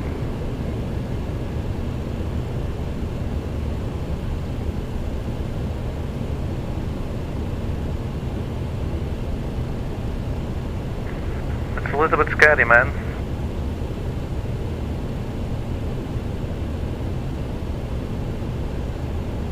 So Glenn, I think. Let's have another look real quick.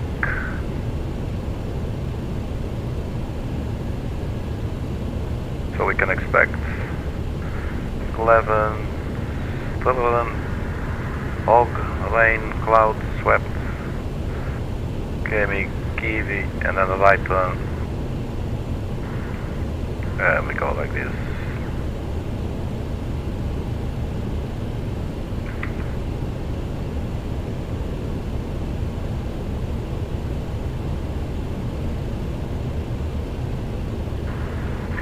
So 11 we should be at, does it say here on the chart as well?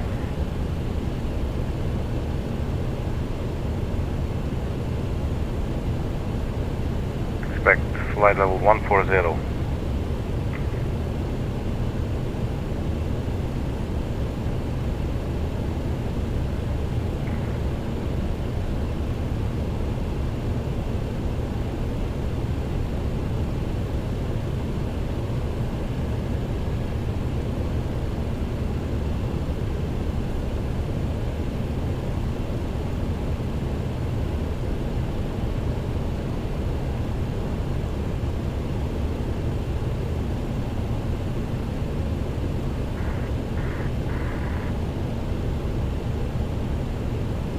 So the expected altitude, I think, will be 288, or that, not sure. Basically, I want to see if we can make it with our current rate of descent.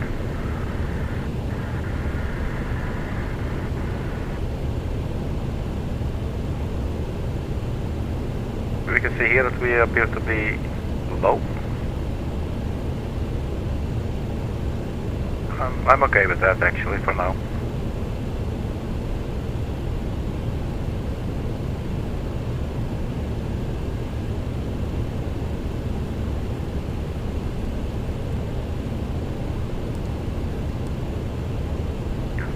Check the Neverhead page.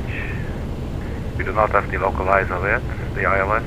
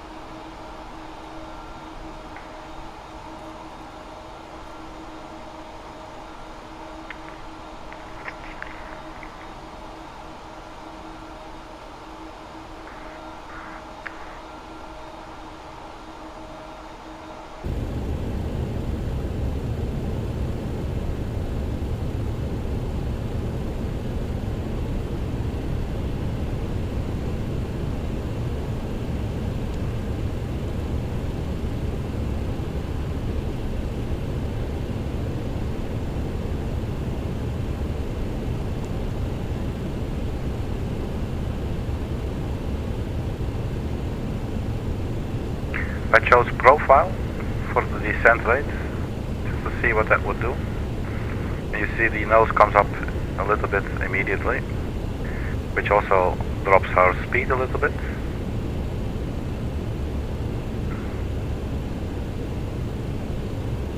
It says profile to 2700, but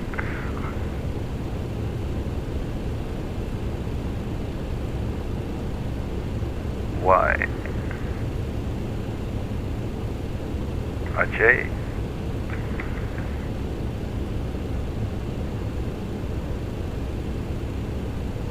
Okay, cool. That's precisely what I would like. That's where the glide slope starts. So that looks good.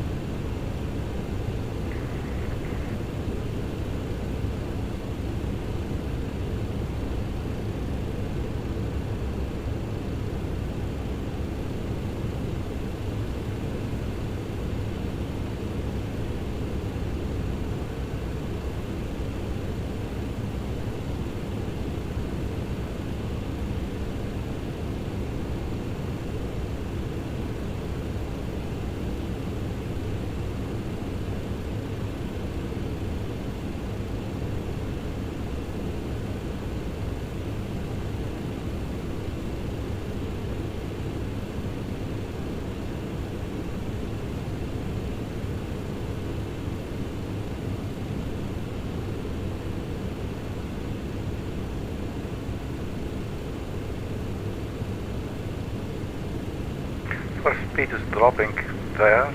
Ground speed is still okay, I guess. Airspeed is also dropping.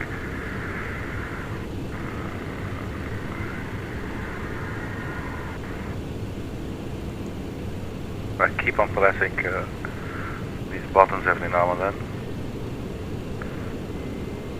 Lost.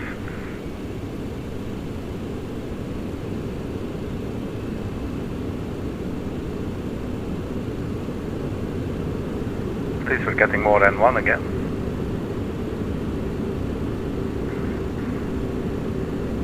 We will not make the 14,000 feet. So I will again go an open climb. They call it idle climb.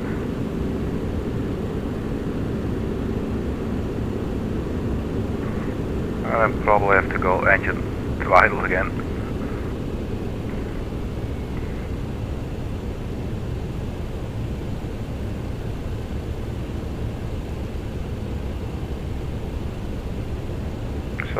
TFDi.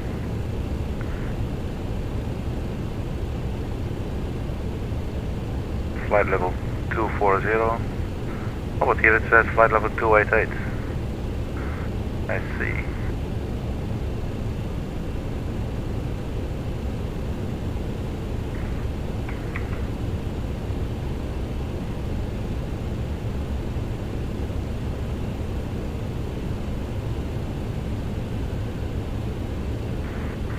Well, looks like what we're doing is better than what's in the FMC, I don't know. Let's follow those steps then.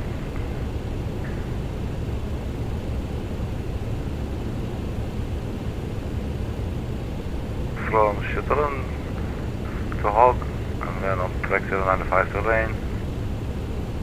Doesn't say anything with regards to the altitude.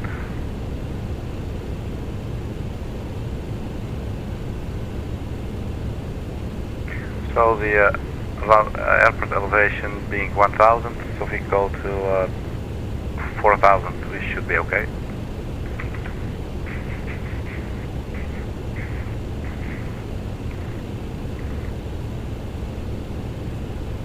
We have to switch to local QNH. Now let's see what the QNH is. Weather 3004.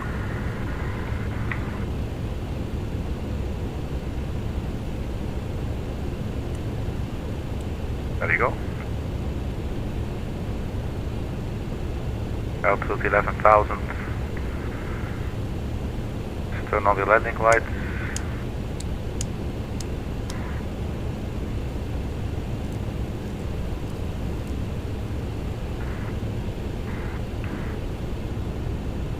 The city looks so cool, man, at night. Beautiful.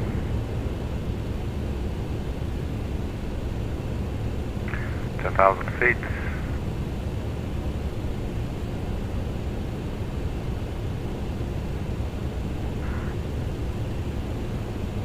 See what happens if we wait. Let's go performance. I think we should forget about that. Flight plan.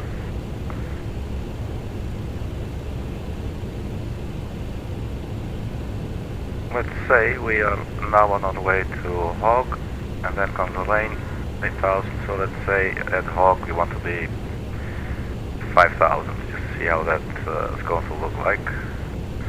So slash 5000.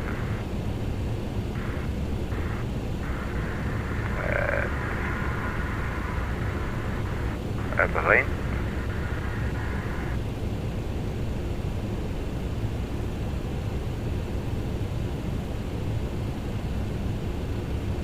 Our speed is now fairly high, actually, too fast for below 10,000 feet. If we now change to profile, add drag,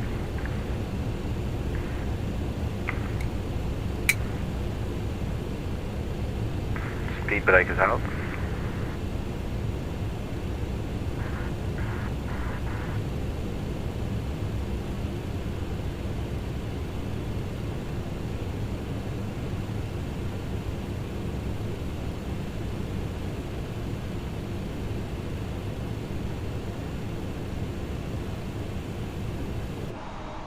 We're just gliding down, man.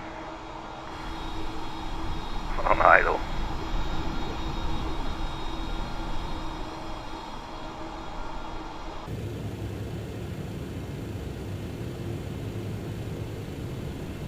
We do have signal for the ILS.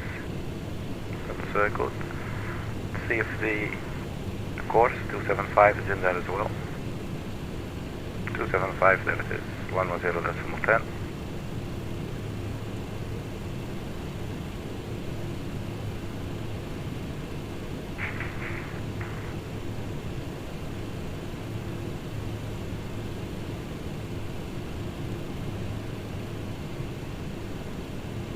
So we're almost at 5,000 feet.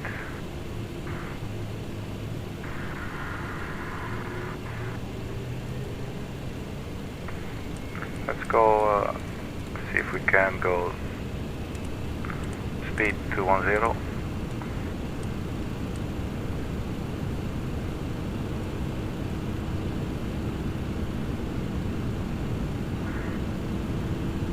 There we have a pink descent dot.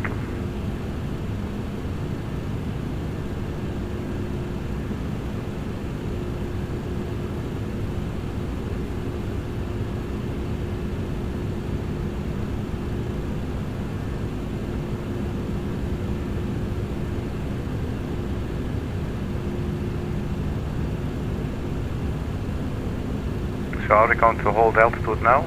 5,000? I think the speed we should really do with the thrust. Overspeed. Oops. Overspeed. Overspeed. Autopilot. Autopilot. My apologies for that.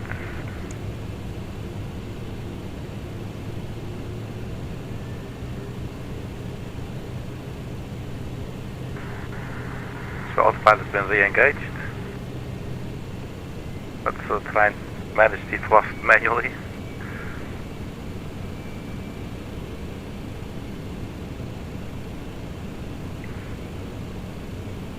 So we're descending again to 5,000 feet. Basically I had to pull up.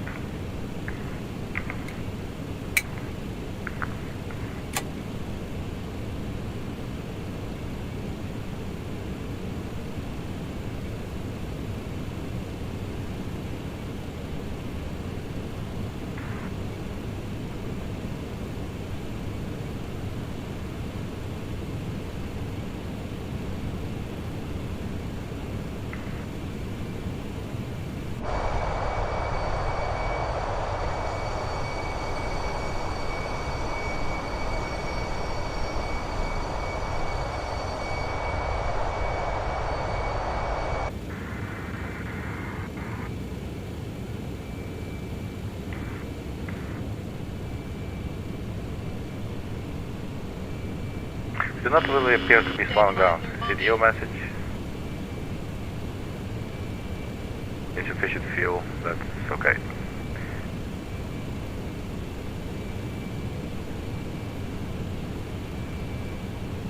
We have plenty.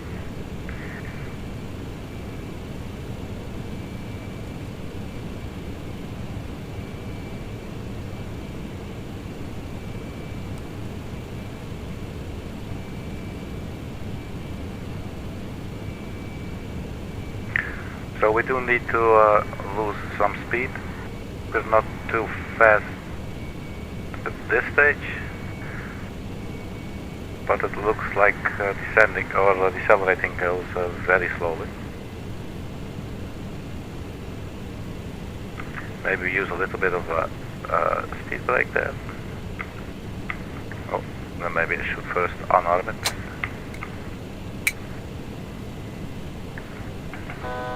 Altitude.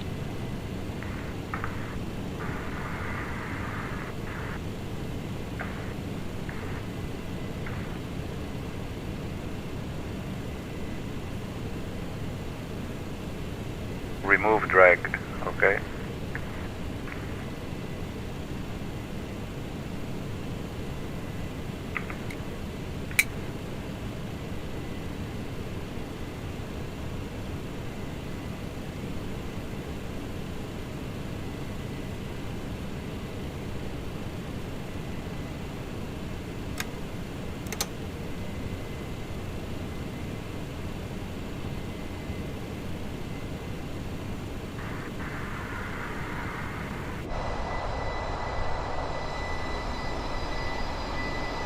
There's the airport.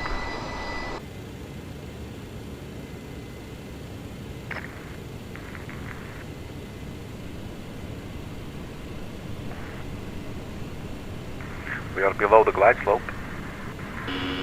That's also good. Motion. We're going too slow now.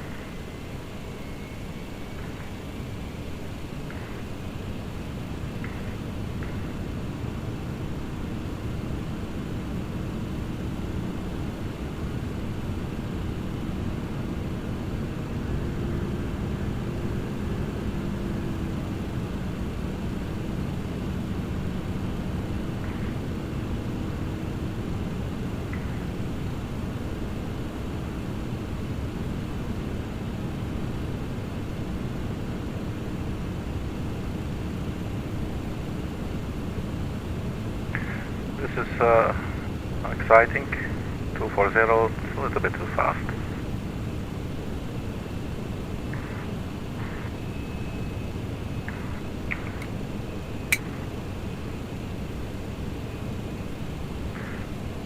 Remove drag, but we're not going to do that now. We're waiting the right turn.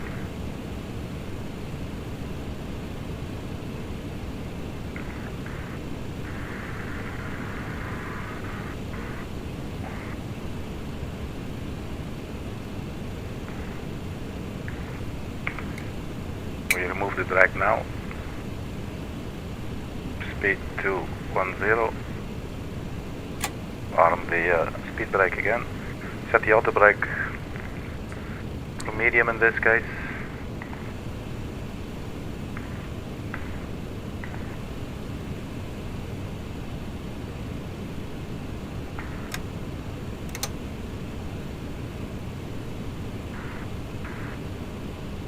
We're still 22 nautical miles out. So let's put in a little bit more thrust.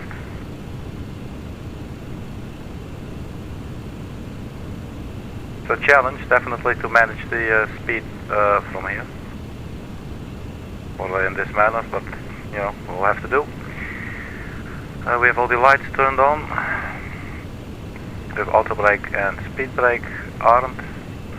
Let's arm the approach land. So land is armed.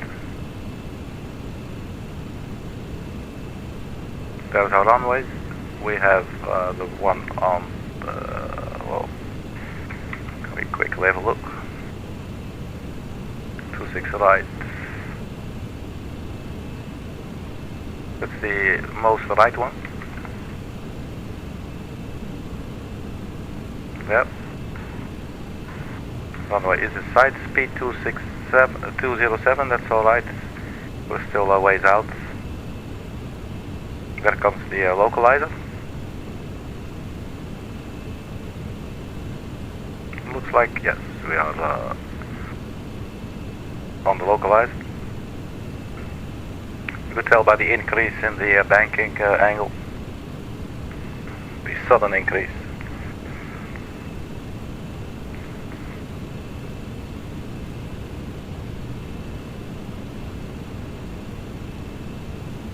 Warning us landing gear, thank you. But we're not going to deploy the landing gear just yet.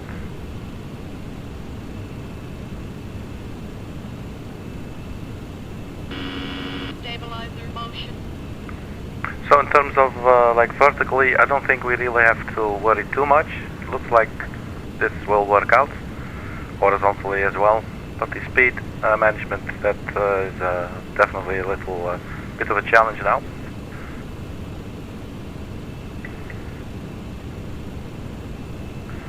Maybe we can, let's see, how far out are we? 18 nautical miles still. Looks so close, man.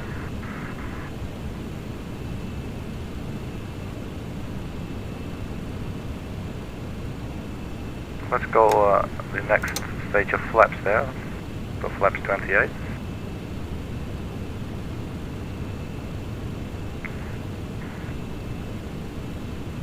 What is our speed doing?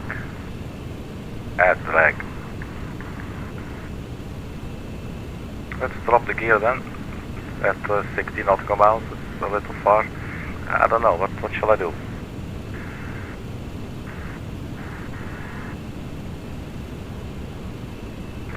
Power back a little bit.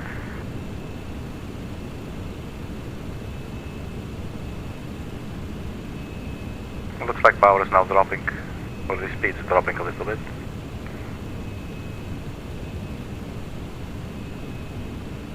I'm glad we have the little extra miles from Zelo. Definitely in this case, especially, it gives us a little bit more time to configure.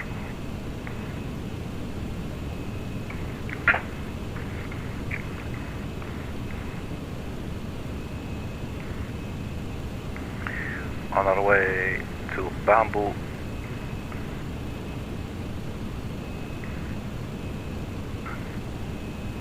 That's 4,000 and then down to 2,700. Speed 190. Flaps 35. Landing gear. Okay, let's deploy the landing gear. Landing gear. Landing gear. Landing gear. Landing gear. Landing gear is down. Stabilizer motion. Speed 170. Next flaps. And that's flaps full. So now let's watch the speed. And here should be the glide slope. Speed 153.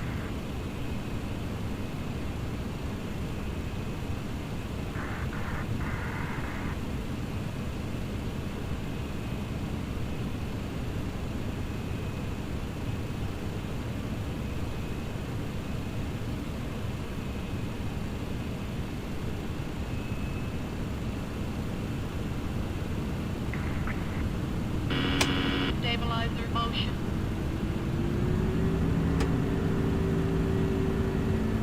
So adding a little bit of power here. So I'm not really sure what the landing speed is going to be.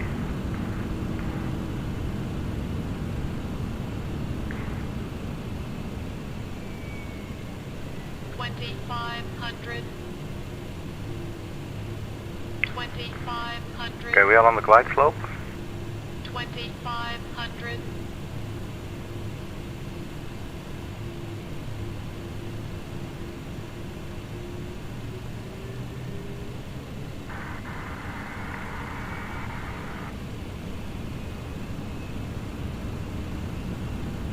One 137. That's too slow.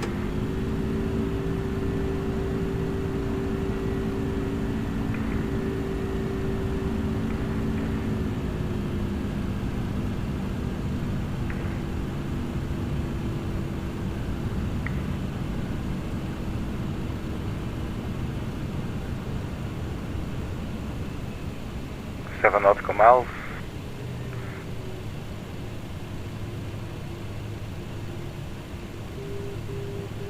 That's the outer mark.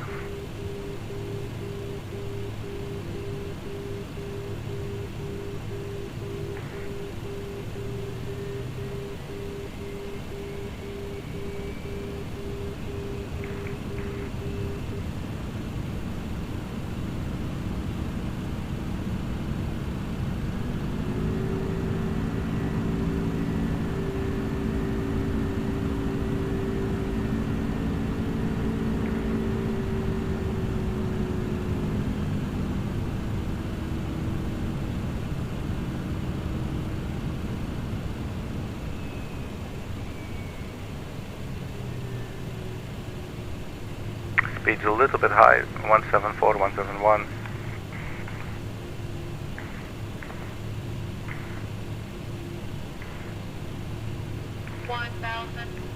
One thousand.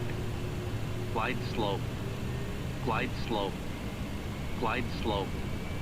Glide slope. Glide slope. Glide Stabilizer slope. motion. Glide slope. Glide slope. Glide slope.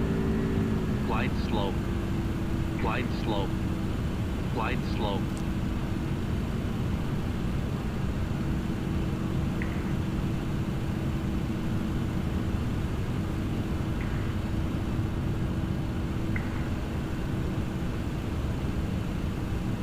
So let's turn off the autopilot now Autopilot.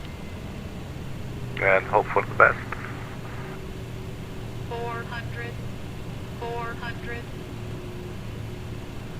Sink rate.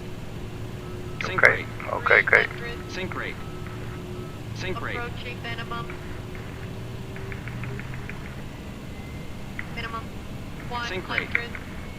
Pull up. 50. 40. Pull up. 20. Sink rate. Whoops. That's definitely a challenge.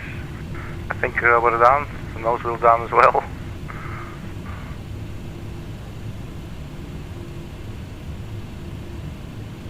Well, welcome to Atlanta. That was a very weird landing, but we are down. But yeah, it's definitely a challenge, man, to manage the speed manually.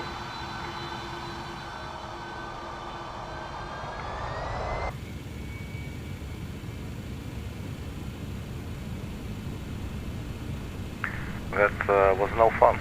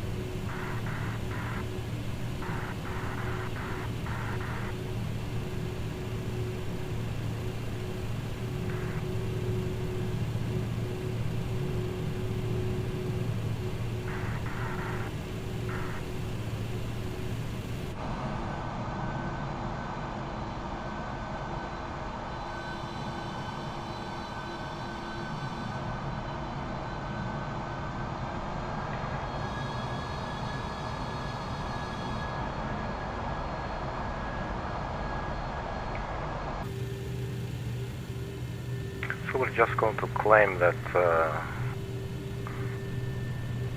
space here to the left of us.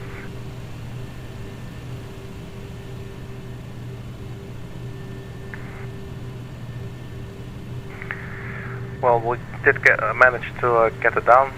It was not a very beautiful landing at all. It was a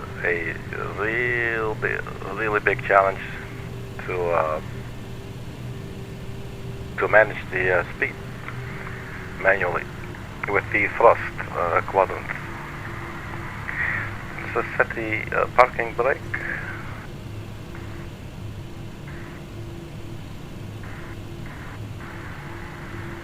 We're still not sure if it did it.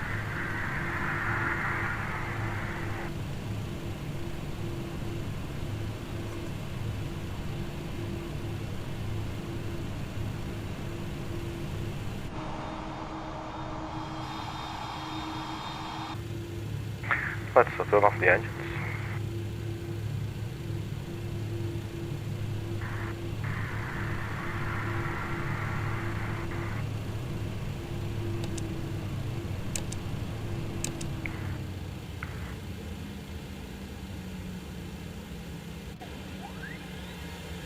There comes the APU.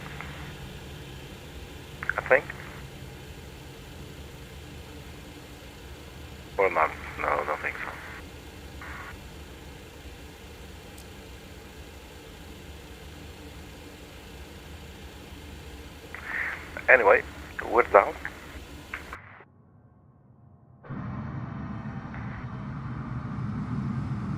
So there's us. Again, very beautiful liveries. Very nice that they chose this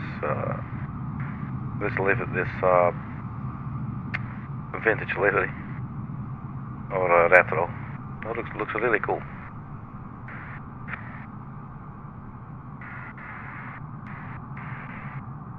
Well, that's it, everybody. Thank you very much for checking, and everybody keep your loved one close, man, and stay strong and stay funky, and see you at the next video. Bye bye.